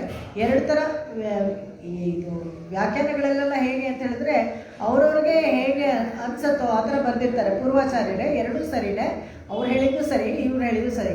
ಈ ನಮ್ಮಾಳ್ವಾರ್ಗೆ ಕೋತುಕಲಮುಡಿಯ ಪಾವ, ಅದಕ್ಕೆ ನಮ್ಮಾಳ್ವಾರ್ಗೆ ಹೋಲಿಸ್ತಾರೆ. ಈ ನಮ್ಮಾಳ್ವಾರ್ ಇದ್ದಾರಲ್ಲ, ಈ 12 ಆಳ್ವಾರ್ನಲ್ಲಿ ಈ ನಮ್ಮಾಳ್ವಾರು ತುಂಬ ವಿಶೇಷವಾದ ಆಳ್ವಾರು. ಯಾಕೆ ಇವ್ರಿಗೆ ನಮ್ಮಾಳ್ವಾರ್ ಅಂತ ಹೆಸರು ಬಂತು ಅಂತ ಹೇಳಿದ್ರೆ, ಭಗವಂತನೇ ಕೊಟ್ಟಿರೋದು, ತಾಯಾರೇ ಕೊಟ್ಟಿರೋದು ಹೆಸರು. ಅವ್ರಿಗೆ ನಮ್ಮಾಳ್ವಾರ್ ಅಂತ ಹೇಳ್ಬೇಕಂದ್ರೆ ಇವರೇ ಪ್ರಪನ್ನ ಜನ ಕೂಟಸ್ಥ. ಪ್ರಪನ್ನ ಜನ ಕೂಟಸ್ಥ ಅಂದರೆ ಆ್ಯಂಕರ್. ಎಲ್ಲ ಯಾರ್ಯಾರು ಭಗವಂತನ ಹತ್ರ ಶರಣಾಗತಿ ಮಾಡ್ಕೊಳ್ತಾರೋ ಅವರನ್ನೆಲ್ಲ ಒಂದು ಕಡೆ ಇಕ್ಕಟ್ಟು ಮಾಡಿ ತೊಗೊಂಡೋಗಿ ಒಟ್ಟಿಗೆ ಭಗವಂತನ ಪಾದದ ಹತ್ರ ಸೇರಿಸುವ ಜವಾಬ್ದಾರಿ ನಮ್ಮಾಳ್ವಾರ್ದಂತೆ. ಅದಕ್ಕೆ ನಮ್ಮಾಳ್ವಾರ್ಗೆ ಇನ್ನೊಂದು ಹೆಸರು ಕೂಡ ಶಟಾರಿ ಅಂತ ಹೇಳ್ತಾರೆ. ಶಟಾರಿ ಮೇಲೆ ನೀವು ನೋಡ್ತಿರಲ್ಲ 2 ಪಾದ ಇದೆ, ಭಗವಂತನ ಪಾದ ಇದೆ. ನಮ್ಮಾಳ್ವಾರ್ ಭಗವಂತನ ಪಾದವನ್ನು ತನ್ನ ಶಿರಸ್ಸಲ್ಲಿ ಯಾವಾಗಲೂ ಧರಿಸ್ತಾ ಇರ್ತಾರೆ. ಇವರಿಗೆ ಯಾಕೆ ಕೋತುಕಲಮುಡಿಯ ಪಾವ ಅಂತ ಹೆಸರು ಬಂತು ಅಂತ ಹೇಳಿದ್ರೆ, ಈ ನಮ್ಮಾಳ್ವಾರು ವಿಶ್ವಕ್ಸೇನರ ಅಂಶ. ವಿಶ್ವಕ್ಸೇನರ ನಿತ್ಯ ಸೂರಿಗಳಲ್ಲಿ ವಿಶ್ವಕ್ಸೇನರು ಇರ್ತಾರಲ್ಲ, ನಿತ್ಯ ಸೂರಿಗಳು ಅಂತ ಹೇಳಿದ್ರೆ ಜೀವಾತ್ಮರಲ್ಲಿ ಯಾವಾಗಲೂ ಅಷ್ಟೇ ನಿತ್ಯರು, ಮುಕ್ತರು, ಬದ್ಧರು, ಇವು ಮೂರು ಜನನೇ ಇರೋದು ಲಿವಿಂಗ್ ಬೀಯಿಂಗ್ಸಲ್ಲಿ. ಈ ಥರ ಜೀವಾತ್ಮಗಳಲ್ಲಿ ಇರೋದು. ನಿತ್ಯರು ಅಂತ ಹೇಳಿದ್ರೆ ಯಾವಾಗಲೂ ಭಗವಂತನ ಜೊತೆ ಒಂದು ದಿವಸನೂ ಅವರು ಬೇರೆ ಆಗಿರಲಿಲ್ಲ, ಸೆಪ್ರೇಟೇ ಆಗಿಲ್ಲ. ಯಾವಾಗಲೂ ವೈಕುಂಠದಲ್ಲೇ ಒಂದು ದಿವಸನೂ ಬಿಡದೆ ಭಗವಂತನ ಜೊತೆಗೇ ಇರೋರು. ಮುಕ್ತರು ಯಾರು ಅಂತ ಹೇಳಿದ್ರೆ ಸಂಸಾರದಲ್ಲಿ ಬಂದಿರೋರು, ಅಂದರೆ ಶರಣಾಗತಿನೋ ಅಥವಾ ಇನ್ಯಾವುದೋ ಒಂದು ಯೋಗ ಮಾಡಿಕೊಂಡು ಮೋಕ್ಷಕ್ಕೆ ಹೋದರು, ಅವರು ಮುಕ್ತರು. ಬದ್ಧರು ಯಾರು ಅಂದರೆ ನಾವೆಲ್ಲರೂ ಬದ್ಧರು. ಯಾರೆಲ್ಲ ಈ ಸಂಸಾರದಲ್ಲಿ ಇದ್ದೀವೋ, ಇನ್ನು ಮೋಕ್ಷಕ್ಕೆ ಹೋಗಿವೋ ನಾವೆಲ್ಲ ಬದ್ಧರು. ಈ ಮೂರು ಥರ ಈ ಜೀವಾತ್ಮಗಳಲ್ಲಿ ಈ ಥರ ಇರ್ತಾರೆ. ಈ ಥರ ಇರಬೇಕಾದ್ರೆ ಅದರಲ್ಲಿ ವಿಶ್ವಕ್ಸೇನರನ್ನವರು ನಿತ್ಯ ಸೂರಿಗಳಲ್ಲಿ ಭಗವಂತನಿಗೆ ಲೆಫ್ಟಿನೆಂಟ್ ಕರ್ನಲ್ ಥರ ಪಕ್ಕದಲ್ಲೇ ಇರ್ತಾರೆ, ಸೇನಾಧಿಪತಿ ಥರ. ಏನಾದರೂ ಆರ್ಡರ್ ಕೊಟ್ಟರೆ ಮೊದಲು ಯಾರಾದರೂ ಒಬ್ರು ಇಮಿಡಿಯೇಟಾಗಿ ಅದಕ್ಕೆ ಕೆಲಸ ಮಾಡಬೇಕಲ್ಲ, ಏನಾದರೂ ಒಂದು ಸಂಕಲ್ಪ ಮಾಡಿಕೊಂಡ್ರೆ ಭಗವಂತ ವಿಶ್ವಕ್ಸೇನರ ಕಡೆ ನೋಡ್ತಾರೆ. ಅವರು ಆಯಿತು ಅಂತ ಒಂದು ಶೆಂಗೋಲ್ ಅಂತ ಹೇಳ್ತಾರೆ. ಇವಾಗೆಲ್ಲ ನಾವು ನೋಡಿದಲ್ಲ, ಒಂದು ಶೆಂಗೋಲು ತಮಿಳ್ನಾಡಿಂದ ತೊಗೊಂಡೋಗಿ ಪಾರ್ಲಿಮೆಂಟಲ್ಲಿ ಇಟ್ಕೊಂಡ್ರಲ್ಲ. ಇವಾಗ ಏನಂದರೆ ಆಡಳಿತ ಸರಿಯಾಗಿ ನಡೀತಾ ಇದೆ ಅಂತ, ಆಡಳಿತ ಸರಿಯಾಗಿ ದಿಕ್ಕಿನಲ್ಲಿ ಹೋಗ್ತಾ ಇದೆ ಅಂತ ಆ ಶೆಂಗೋಲನ್ನ ಹೀಗೆ ಕುಟ್ತಾನಂತೆ ಭಗವಂತ. ಅವನ ಆಜ್ಞೆ ತೊಗೊಂಡ್ರೆ ವಿಶ್ವಕ್ಸೇನ ಒಂದು ಸತಿ ಹೀಗೆ ಕುಟ್ಟೋದು. ಅವನೆಲ್ಲ ಮಾಡಿ ಆಯಿತು ನಾನು ಬಂದು ಮುಗಿಸಿದೆ ಅಂತ ಹೇಳಿದಾಗ ತಿರ್ಗಾ ಇನ್ನೊಂದು ಸತಿ ಅದರ ಒಂದು ಕುಟ್ತಾರಂತೆ. ಆಯಿತು ಇವತ್ತಿನ ಕೆಲಸ ಏನು ಸಂಕಲ್ಪ ಮಾಡ್ಕೊಂಡಿದೆ ಅದನ್ನೆಲ್ಲ ಮಾಡೋದು. ಈ ಥರ ಭಗವಂತನ ಏನೇನು ಸಂಕಲ್ಪ ಮಾಡ್ಕೊಂಡಿದ್ದಾರೋ ಅದನ್ನೆಲ್ಲ ಕಾರ್ಯರೂಪವಾಗಿ ತರೋದು ವಿಶ್ವಕ್ಸೇನರು. ಅಂಥ ವಿಶ್ವಕ್ಸೇನರ ಅಂಶನೇ ನಮ್ಮಾಳ್ವಾರಾಗಿ ಹುಟ್ಟುತ್ತಾರೆ. ನಮ್ಮಾಳ್ವಾರಾಗಿ ಉದಯರಂಗ ಮತ್ತು ಕಾರಿಮಾರನ್ ಅಂತ ಗಂಡ ಹೆಂಡತಿರಿರ್ತಾರೆ. ಅವರು ಪರಿಸರ ಮತ್ತು ಒಂದು ಕ್ಷೇತ್ರ, ಅದು ಬಾರ್ಡರಲ್ಲಿದೆ, ತಮಿಳ್ನಾಡಿಗೂ ಮತ್ತು ಕೇರಳಗೂ ಬಾರ್ಡರಲ್ಲಿದೆ ಆ ಕ್ಷೇತ್ರ. ಪರಿಸರಕ್ಕೆ ತುಂಬ ದಿವಸ ಅವ್ರಿಗೆ ಮಕ್ಕಳಿರಲ್ಲ. ಪಕ್ಕದಲ್ಲಿ ಆಳ್ವಾರ್ ತಿರುನಗರಿ ಇರುತ್ತೆ, ಅಲ್ಲಿ ಕುರುಬೂರು ನಗರ ಅಂತಲೂ ಹೇಳ್ತಾರೆ. ಅಲ್ಲಿ ಹೋಗಿ ಭಗವಂತನನ್ನು ಬೇಡ್ಕೊಂಡು ಬರ್ತಾರೆ, ಪ್ರಾರ್ಥನೆ ಮಾಡ್ಕೊಂಡ್ಮೇಲೆ ಅವರು ಗರ್ಭವತಿ ಆಗ್ತಾಳೆ. ಗರ್ಭವತಿ ಆದರೆ ಈ ಮಗು ಹುಟ್ಟಿದಾಗ ಏನಾಗುತ್ತೆ, ಪರಿಸರದಲ್ಲಿ ಹುಟ್ಟಿದಾಗ ಎಲ್ಲ ಮಕ್ಕಳು ಸಾಮಾನ್ಯವಾಗಿ ಅಳಬೇಕು. ಯಾಕಂದರೆ ಅಷ್ಟರವರೆಗೂ ಗರ್ಭದಲ್ಲಿ ಇರಬೇಕಾದ್ರೆ ಆಕ್ಸಿಜನ್ ಸಪ್ಲೈ ಅದಕ್ಕೆ ರಕ್ತನಾಳದ ಮೂಲಕ ಹೋಗ್ತಾ ಇರೋದು. ಹೊರಗಡೆ ಬಂದಾಗ ಮೂಗಿಂದ ಉಸಿರಾಡಬೇಕು ಎಲ್ಲನೂ. ಅವಾಗ ಏನಾಗುತ್ತೆ, ಮೂಗಿಂದ ಅಟ್ಮಾಸ್ಫಿಯರಲ್ಲಿರೋ ಗಾಳಿ ಒಳಗಡೆ ಹೋದಾಗ ಕಿಟ್ಟಂತ ಕಿರ್ಚ್ಕೊಂಡು ಮಗು ಅಳೋದು. ಆ ಥರ ಹತ್ರನೇ ಮಗು ಬದುಕಿರೋದು ಅಂತ ಸಂಕೇತ. ಇಲ್ಲಾಂದರೆ ಅವರು ಹೊಡೆದಾಗೂ ಅಳಿಸ್ತಾರೆ ಡಾಕ್ಟ್ರುಗಳು. ತಲೆಗೆಳಗಾಗಿಟ್ಟು ಅಕಸ್ಮಾತ್ ನೀರೆಲ್ಲ ಕೂತ್ಬಿಟ್ಟಿದೆ ತಲೆಗೆಳಗಿಟ್ಟು ಮೇಲೆ ಹೊಡೆದು ಅಳಿಸ್ತಾರೆ. ಹೇಗಾದರೂ ಮಾಡಿ ಅದಕ್ಕೆ ಕಿಟ್ಟಂತ ಕಿರ್ಚ್ಬೇಕು, ಅಳಿಸ್ತಾರೆ. ಆದರೆ ಈ ನಮ್ಮಾಳ್ವಾರ್ ಹುಟ್ಟಿದಾಗ ಏನಾಯಿತು, ಅವರು ಅಳ್ಳೇ ಇಲ್ವಂತ. ಯಾಕೆ ಅಳ್ಳಿಲ್ಲ ಅಂತ ಹೇಳಿದ್ರೆ, ಹುಟ್ಟಿದಾಗ ನೋಡಿದಾಗ ಭಗವಂತ ಇಲ್ಲಿಲ್ಲ ಅಂತ ಗೊತ್ತಾಯ್ತು. ಕೃಷ್ಣಾವತಾರ ಮಾಡಿ ಒಂದು ಅವತಾರ ಮುಗಿಸ್ಕೊಂಡು ಹೋಗಿ 46 ದಿವಸ ಆಗೋಯ್ತು. ಅದು ಗೊತ್ತಾಗತ್ತೆ, ಅಯ್ಯೋ ಇವಾಗ ನಾನು ಬಂದು ಏನು ಪ್ರಯೋಜನ ಇಲ್ಲಿ, ಭಗವಂತ ಇದ್ದಾಗ ನಾನು ಅವತಾರ ಮಾಡಬೇಕಾಗಿತ್ತು, ಚೆನ್ನಾಗಿರೋದು. ಭಗವಂತ ಎಲ್ಲೋ ಒಂದು ಮೂಲೆಯಲ್ಲಿ ಭೂಮಿ ಮೇಲೆ ಇದ್ದಾನೆ ಅಂತಿದ್ರೆ ಕೂಡ ನನಗೆ ಎಷ್ಟು ಚೆನ್ನಾಗಿರ್ತಾ ಇತ್ತು, ಇವಾಗ ಸುಮ್ಮನೆ ಯಾಕೆ ಅಂತ ಏನು ಮಾಡಿದ್ರೂ ಆ ಗಾಳಿನ ತಗೊಳ್ಳೇನು. ಈ ಇದರಲ್ಲಿ ಪ್ರಕೃತಿನಲ್ಲಿ ಶಟ ಅಂತ ಒಂದು ವಾಯು ಇದೆ. ಈ ಯಾವುದು ಗಾಳಿನ ತಗೊಳ್ಳತ್ತೆ ಮಕ್ಕಳು ಹುಟ್ಟಿದ ತಕ್ಷಣ, ಅದಕ್ಕೆ ಶಟ ಅನ್ನೋ ಒಂದು ವಾಯು. ಆ ವಾಯುನ ಅವ್ರು ತಗೊಳ್ಳೇ ಇಲ್ಲ, ಅವರು ಉಸಿರಾಡೋಕ್ಕೆ ತಗೊಳ್ಳೇ ಇಲ್ಲ, ಅಳ್ಳೇ ಇಲ್ಲ. ನೋಡ್ತಾರೆ ಎಷ್ಟೊತ್ತಾದ್ರೂ ಅದು ಏನು ಮಾಡಿದ್ರು ಅಳೋದು ಇಲ್ಲ, ಉಸಿರಾಡೋದು ಇಲ್ಲ, ಏನೂ ಮಾಡೋದಿಲ್ಲ, ಹಾಲು ಕುಡಿಯಲ್ಲ, ಏನು ಮಾಡೋದು. ತುಂಬ ಗಾಬರಿ ಆಗುತ್ತೆ. ಒಂದು ದಿವಸ ನೋಡ್ತಾರೆ, 2 ದಿವಸ ನೋಡ್ತಾರೆ, ಹಾಗೇ ಇರುತ್ತೆ. ಅದು ಉಸಿರು ಮಾಡೋದಿಲ್ಲ, ಏನೂ ಮಾಡೋದಿಲ್ಲ, ಏನು ತಿನ್ನೋದು ಇಲ್ಲ, ಕುಡಿಯೋದು ಇಲ್ಲ. ಆಮೇಲೆ ಅವ್ರಿಗೆ ಸಂಶಯ ಬಂದ್ಬಿಡುತ್ತೆ, ಇದೇನಿದು ಇದು ಪ್ರಾಕೃತಿಕವಾದ ಮಗುನೋ ಅಥವಾ ಯಾವುದೋ ದೆವ್ವನೋ ಏನಾದರೂ ಬೆಟ್ಕೊಂಡ್ಬಿಟ್ಟಿದೆಯೋ ಏನೋ ಗೊತ್ತಿಲ್ಲ ಅಂತ ಹೇಳ್ಬಿಟ್ಟು ಹಾಗೇ ನೋಡ್ತಾರೆ. ಸ್ವಲ್ಪ ಹೆದರಿಕೆ ಆಗುತ್ತೆ ಅವ್ರಿಗೆ. ಅವ್ರೇನು ಮಾಡ್ತಾರೆ, ಅಲ್ಲಿಂದ ಆಳ್ವಾರ್ ತಿನ್ನಗರಿಗೆ ಬರ್ತಾರೆ. ಅಲ್ಲೊಂದು ದೊಡ್ಡ ಹುಣಸೆ ಮರ ಇರುತ್ತೆ. ಭಗವಂತನಲ್ಲಿ ಪ್ರಾರ್ಥನೆ ಮಾಡ್ಕೊಳ್ತಾರೆ, ನೋಡು ನಿನ್ನ ನಂಬಿಕೊಂಡು ಈ ಮಗುನ ಇಲ್ಲಿ ಬಿಡ್ತೀನಿ, ಇದಕ್ಕೇನಾದರೂ ಒಂದು ಜ್ಞಾನ ಕೊಡು, ಅದಕ್ಕೆ ಕಣ್ಣಾದರೂ ಬಿಟ್ಟು ಅಳೋ ಥರ ಮಾಡು, ಹಾಲು ಕೊಟ್ಟರೆ ಕುಡಿಯೋ ಥರ ಮಾಡು. ಏನು ಮಾಡಿದ್ರು ಬಾಯಿ ತೆಗಿತಿರ್ಲಿಲ್ವಂತೆ, ಏನು ಅನ್ನ ನೀರು ಹಾಲು ಏನು ಕುಡಿತಾ ಇರಲಿಲ್ಲ. ತುಂಬ ಬೇಜಾರಾಗತ್ತೆ ಅಂತ ಬಿಟ್ಬಿಟ್ಟು ಅವರು ಭಗವಂತನಲ್ಲಿ ಶರಣಾಗತಿ ಮಾಡಿಕೊಂಡು ಆ ಪೊಟ್ರೆನಲ್ಲಿ ದೊಡ್ಡದಾಗಿ ಪೊಟ್ರೆ ಇರ್ತದೆ, ಹಳೆ ಮರ. ಅದರಲ್ಲಿ ಇವತ್ತಿಗೂ ಆ ಮರ ಇದೆ. ಅಲ್ಲಿ ಆಳ್ವಾರ್ ತಿನ್ನಗರಿಗೆ ಹೋದರೆ ನೀವು ನೋಡ್ಬೋದು, 5000 ವರ್ಷದ ಹಳೆ ಮರ ಅಂತ ಹೇಳ್ತಾರೆ. ಆ ಪುಳಿಯ ಮರ ಬೇರೆ ಯಾರೂ ಇಲ್ಲ, ಆದಿಶೇಷ ಅಂತ ಹೇಳ್ತಾರೆ. ಅದರಲ್ಲಿ ಆ ಮರದಲ್ಲಿ ಈ ನಮ್ಮಾಳ್ವಾರ್ ಮಗು ಇರುತ್ತಲ್ಲ, ಅದನ್ನು ಬಿಟ್ಬಿಟ್ಟು ಹೊರಟೋಗ್ತಾರೆ. ಬಿಟ್ಬಿಟ್ಟು ಹೋದರೆ ರಾತ್ರಿ ಎಲ್ಲ ನಿದ್ದೆ ಬರೋಲ್ಲಂತೆ ಅವ್ರಿಗೆ. ಇವಾಗ ಏನಪ್ಪ ಈ ಥರ ಬಿಟ್ಬಿಟ್ಟು ಬಂದಲ್ಲ, ಇರುವೆ ಕಚ್ಚಿತೋ, ಹೆಗ್ಣ ಹೇಳ್ಕೊಂಡು ಹೋಯ್ತೋ ಏನೋ ಈ ಥರ ಗಾಬರಿ. ತಿರ್ಗಾ ಬೆಳಗ್ಗೆ ಬಂದು ನೋಡ್ತಾರಂತೆ, ಹಾಗೇ ಮಗು ಫ್ರೆಶ್ ಆಗಿದೆ, ಹಾಗೇ ಇದೆ, ಮತ್ತೆ ಅಳ್ತಾ ಇಲ್ಲ, ಏನೂ ಮಾಡ್ತಾ ಇಲ್ಲ.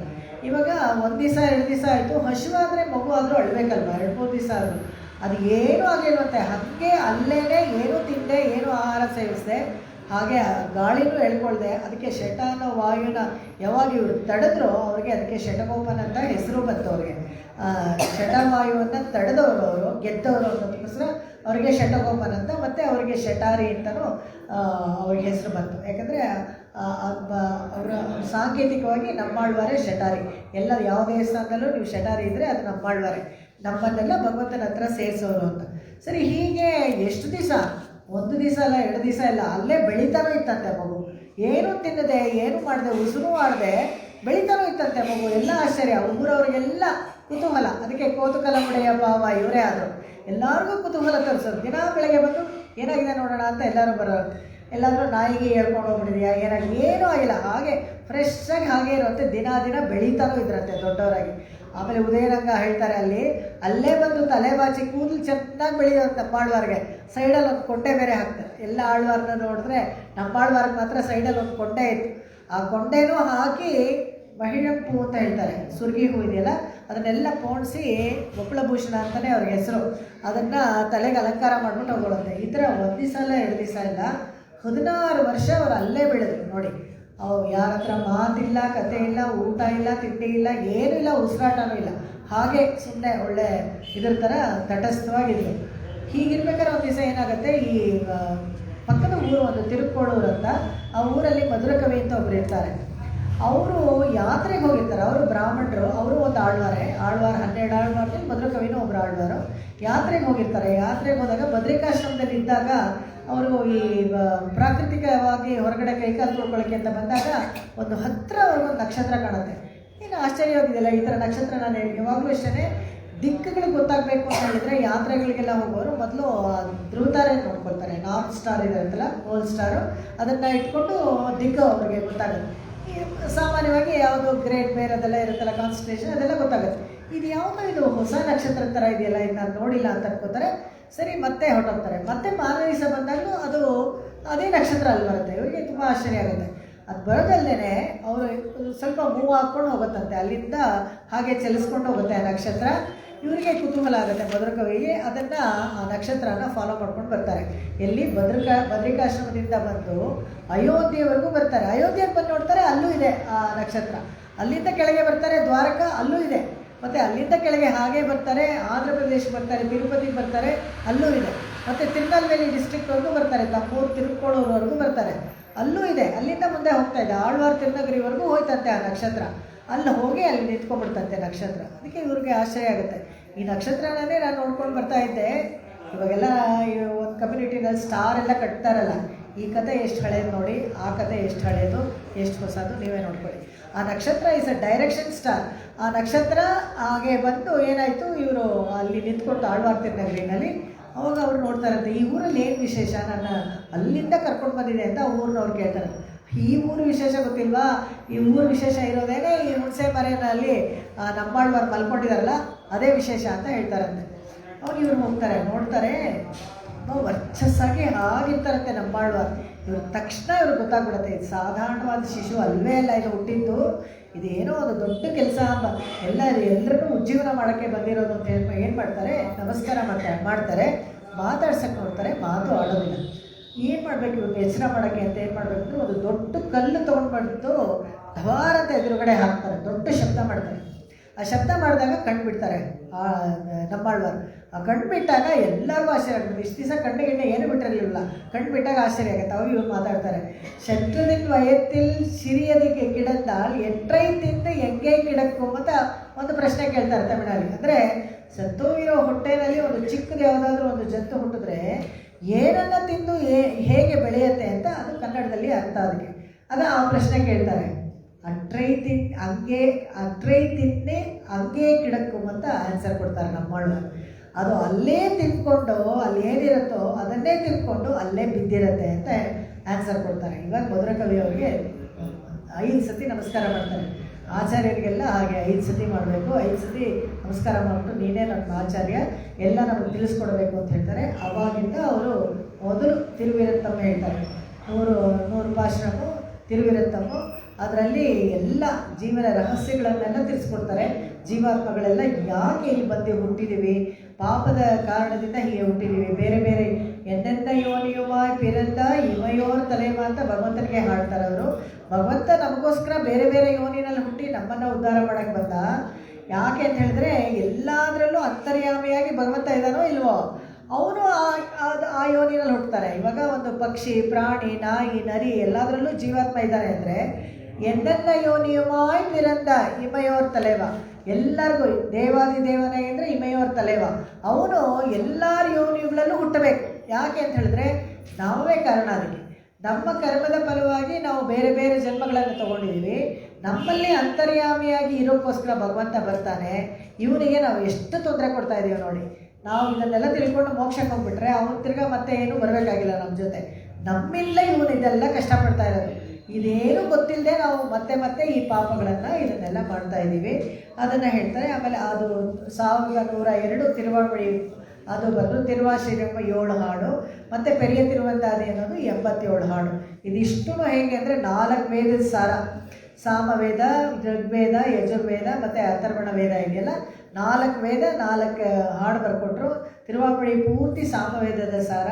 ಆ ಥರನೇ ಅಥರ್ವಣ ವೇದದ್ದು ತಿರುವಾಶಿರಿಯಮ್ಮು, ಋಗ್ವೇದ ಬಂದು ಪೆರಿಯ ತಿರುವಂದಾದಿ, ಇನ್ನೊಂದು ಬಂದು ಇದು ಯಜುರ್ವೇದ, ತಿರುವಿರುತ್ತಂ ಬಂದು ಯಜುರ್ವೇದ. ಹೀಗೆ ಅದನ್ನೆಲ್ಲ ಬರ್ಕೊಟ್ರು. ಇದು ಬರ್ಕೊಟ್ಟಿದ್ದು ನಮ್ಗೆ ಏನು ಪ್ರಯೋಜನ ಆಯಿತು ಅಂತ ಹೇಳಿದ್ರೆ ಬೆಳಗಾಯಿತು ನಮಗೆ. ಆ ಬೆಳಗಾಯ್ತು. ಕೀಳ್ವಾನಂ ಬೆಳ್ಳೆಂಟ್ರು ಅಂತ ಹೇಳಿದ್ರೆ ನಮಗೆ ಬೆಳಗಾಯಿತು. ನಾವೆಲ್ಲ ಅಜ್ಞಾನದಲ್ಲಿದ್ವಿ, ಕತ್ಲೆಯಲ್ಲಿದ್ವಿ, ನಮಗೆ ಜ್ಞಾನ ಬಂತು. ಹೇಗೆ ಬಂತು ಅಂದರೆ ಪ್ರಾಚೀ ಸಂಧ್ಯಾ ಕಾಚಿದಂತ ನಿಶಾಯ ಪ್ರಜ್ಞಾ ದೃಷ್ಟೇ ರಂಜನ ಶ್ರೀರಪೂರ್ವ ವಕ್ತ್ರೀ ವೇದಾನ್ ಭಾತು ಮೇ ವಾಜಿವಕ್ತ್ರಾನ್ ವಾಗೀಶಾಖ್ಯ ವಾಸುದೇವಸ್ಯ ಮೂರ್ತಿ. ಇದು ಹಯಗ್ರೀವ ಸ್ತೋತ್ರದಲ್ಲಿ ಬರುವಂಥದ್ದು. ಹೇಗೆ ಅಂತ ಹೇಳಿದ್ರೆ ವಾಜಿ ಕುದುರೆ ರೂಪದಲ್ಲಿ ಬಂದು ಭಗವಂತ ಎಲ್ಲವನ್ನ ಯಾರಿಗೆ ಹೇಳ್ಕೊಟ್ಟ ಅಂತ ಹೇಳಿದ್ರೆ ಹಯಗ್ರೀವನಾಗಿ ಚಂದ್ರಮುಖ ಬ್ರಹ್ಮನಿಗೆ ಉಪದೇಶ ಮಾಡ್ತಾನೆ. ಅದ್ರ ಮೂಲಕ ನಮಗೆ ಎಲ್ಲ ಸೃಷ್ಟಿ ಉಂಟಾಗಿ ಅವರವರು ಕರ್ಮ ಸವಿಬೇಕಾದ್ರೆ ಒಂದೊಂದು ಜಾಗ, ಒಂದೊಂದು ಭೋಗ ವಸ್ತುಗಳನ್ನು ಅನುಭವಿಸ್ಕೊಂಡು ಬರಬೇಕಲ್ಲ, ಅದಕ್ಕೆಲ್ಲ ಏರ್ಪಾಡು ಭಗವಂತ ಮಾಡ್ತಾನಂತೆ. ವಕ್ತ್ರಿ ವೇದಾನ್, ಬಾಯಿನಲ್ಲಿ ವಕ್ತ್ರಿ ಅಂತ ಹೇಳಿದ್ರೆ ಹೇಳೋದು, ವಕ್ತ್ರ ಬಾಯಿ, ಅದರಿಂದ ಹೇಳಿ ವೇದಗಳನ್ನು ಬ್ರಹ್ಮನಿಗೆ ಹೇಳ್ಕೊಟ್ಟ. ಅದೇ ಥರ ಅವಾಗ ಬೆಳಗಾಯಿತು ಅಂತ. ಅದಕ್ಕೆ ಅದರಿಂದ ಬೆಳಗಾಯಿತು ಅಂತ. ಇಲ್ಲಿ ಇದರಿಂದ ನಮ್ಗೆ ಏನಾಗುತ್ತೆ ಅಂದರೆ ಇದು ಸ್ವರೂಪ ವಿಜ್ಞಾನ ಅದು ನಮಗೆ ಗೊತ್ತಾಗುತ್ತೆ. ನಮ್ಮ ಜೀವಾತ್ಮಗಳೆಲ್ಲ ಯಾರು ಅಂತ, ಬೇರೆ ಬೇರೆ ಜನ್ಮ ನಮ್ಗೆ ಯಾಕೆ ಬರುತ್ತೆ. ಯಾವುದೋ ಒಂದು ಇದರಲ್ಲಿ ಒಂದು ವಿಷಯ ಗೊತ್ತಿರುತ್ತೆ ಅಂದ್ಕೊಳ್ಳಿ, ಸಾಕ್ಷಿ ಹೇಳಲ್ಲ, ಬಂದು ಸಾಕ್ಷಿ ಹೇಳ್ರಿ ಅಂದರೆ ಹೇಳಲ್ಲ, ಅಥವಾ ಸುಳ್ಳು ಸಾಕ್ಷಿ ಹೇಳ್ಬಿಡೋದು. ಅಂಥವ್ರಿಗೆಲ್ಲ ಏನಾಗುತ್ತೆ, ಪಕ್ಷಿ ಜನ್ಮ ಬರುತ್ತಂತೆ. ನೆಕ್ಸ್ಟ್ ಜನ್ಮದಲ್ಲಿ ಅವ್ರಿಗೆ ಮಾತಾಡೋಕ್ಕಾಗದೇ ಇರೋದಲ್ಲ. ಯಾರಿಗೋ ಏನಾದರೂ ಅವಮಾನ ಮಾಡಿದರೆ ಅವಾಗ ಮರಗಿಡಗಳಾಗಿ ರಸ್ತೆಯಲ್ಲಿ ನಿಂತ್ಕೊಳ್ಳೋ ಥರ ಒಂದು ಜನ್ಮ ಬರುತ್ತೆ ನಮಗೆ. ಇದಕ್ಕೆ ಕಾರಣ ಏನಂದರೆ ಇದನ್ನು ನಾವು ನೋಡ್ತೀವಿ, ಯಾರು ಯಮಳಾರ್ಜುನ ಇರ್ತಾರಲ್ಲ, ನಳಕುಬೇರ ಮತ್ತು ಕುಬೇರನ ಮಕ್ಕಳು ಇವರು ಇರ್ತಾರೆ. ಅವರಿಬ್ಬರೂ ನೀರಲ್ಲಿ ಆಟ ಆಡ್ತಾ ಇರ್ತಾರೆ. ಬೆತ್ತಲೆ ನೀರಲ್ಲಿ ಸರೋವರದಲ್ಲಿ ಆಟ ಆಡ್ತಾ ಇರ್ತಾರೆ. ಯಾವಾಗಲೂ ಅಷ್ಟೇ ಸ್ನಾನ ಮಾಡ್ಬೇಕಾದ್ರೆ ನೀರಲ್ಲಿ ಇಳಿದ್ರೆ ಒಂದು ವಸ್ತ್ರ ಹಾಕ್ಕೊಂಡೇ ಇರಬೇಕು. ವಸ್ತ್ರ ಇಲ್ಲದೆ ನದಿನಲ್ಲೆಲ್ಲ ಇಳಿದು ಸ್ನಾನ ಮಾಡಬಾರ್ದು.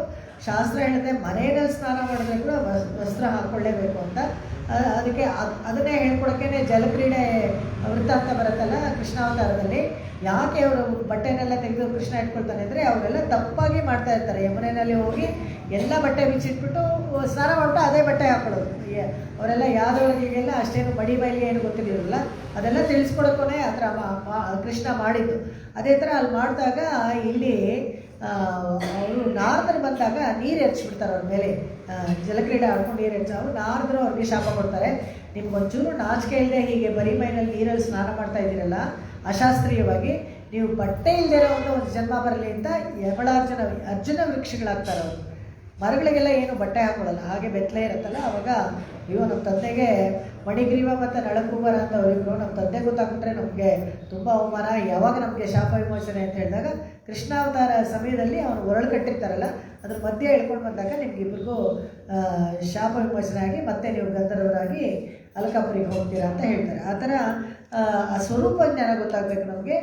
ಅದನ್ನು ನಮಗೆ ಏರ್ಪಾಡು ಮಾಡಿಕೊಡ್ತಾರೆ ಯಾರು? ನಮ್ಮಾಳ್ವಾರು. ಅವ್ರ ಪದ್ಯಗಳನ್ನೆಲ್ಲ ಹೋದ್ರೆ ಅದರಲ್ಲೂ ತಿರುವಿರತ್ತು ಮತ್ತು ಅಷ್ಟು ಚೆನ್ನಾಗಿದೆ. ಎಂಥ ಇದು ಅಂತ ಹೇಳಿ ಎಂಥವ್ರಿಗೂ ಭಗವಂತನ ಸ್ವರೂಪ ಏನು, ಭಗವಂತ ಯಾರು, ಯಾಕೆ ಎಲ್ಲರನ್ನೂ ರಕ್ಷಣೆ ಮಾಡ್ತಾರೆ. ನಾವೆಲ್ಲ ಹೇಳ್ತೀವಲ್ಲ, ಏನೇ ಜಾತಿ ಏನೇ ಲಿಂಗ ಭೇದ ಆಗಲಿ, ಯಾವ ಆಶ್ರಮ ಆಗಲಿ, ಮಗುವಾಗಿರಲಿ ದೊಡ್ಡವರಾಗಿರಲಿ ವಯಸ್ಸಾದವರಿರಲಿ ಗೃಹಸ್ಥಾಶ್ರಮ ಇರಲಿ, ಯಾವುದೇ ಆಶ್ರಮದಲ್ಲಿದ್ದರೂ ಎಲ್ಲರನ್ನೂ ಕಾಪಾಡ್ತಾರೆ ಅಂತ ಅದನ್ನು ಹೇಳ್ತಾರೆ. ಆಮೇಲೆ ಉಪಾಯ ವಿಜ್ಞಾನ, ಅದು ಉಪಾಯ ವಿಜ್ಞಾನ ಅಂತ ಹೇಳಿದ್ರೆ ಯಾವ ಥರ ಹೋಗಿ ಭಗವಂತನನ್ನು ನಾವು ಸೇರಿಕೊಳ್ಬೇಕು ಅದು ಕೂಡ ಎಲ್ಲ ತಿಳಿಸ್ಕೊಡ್ತಾರೆ.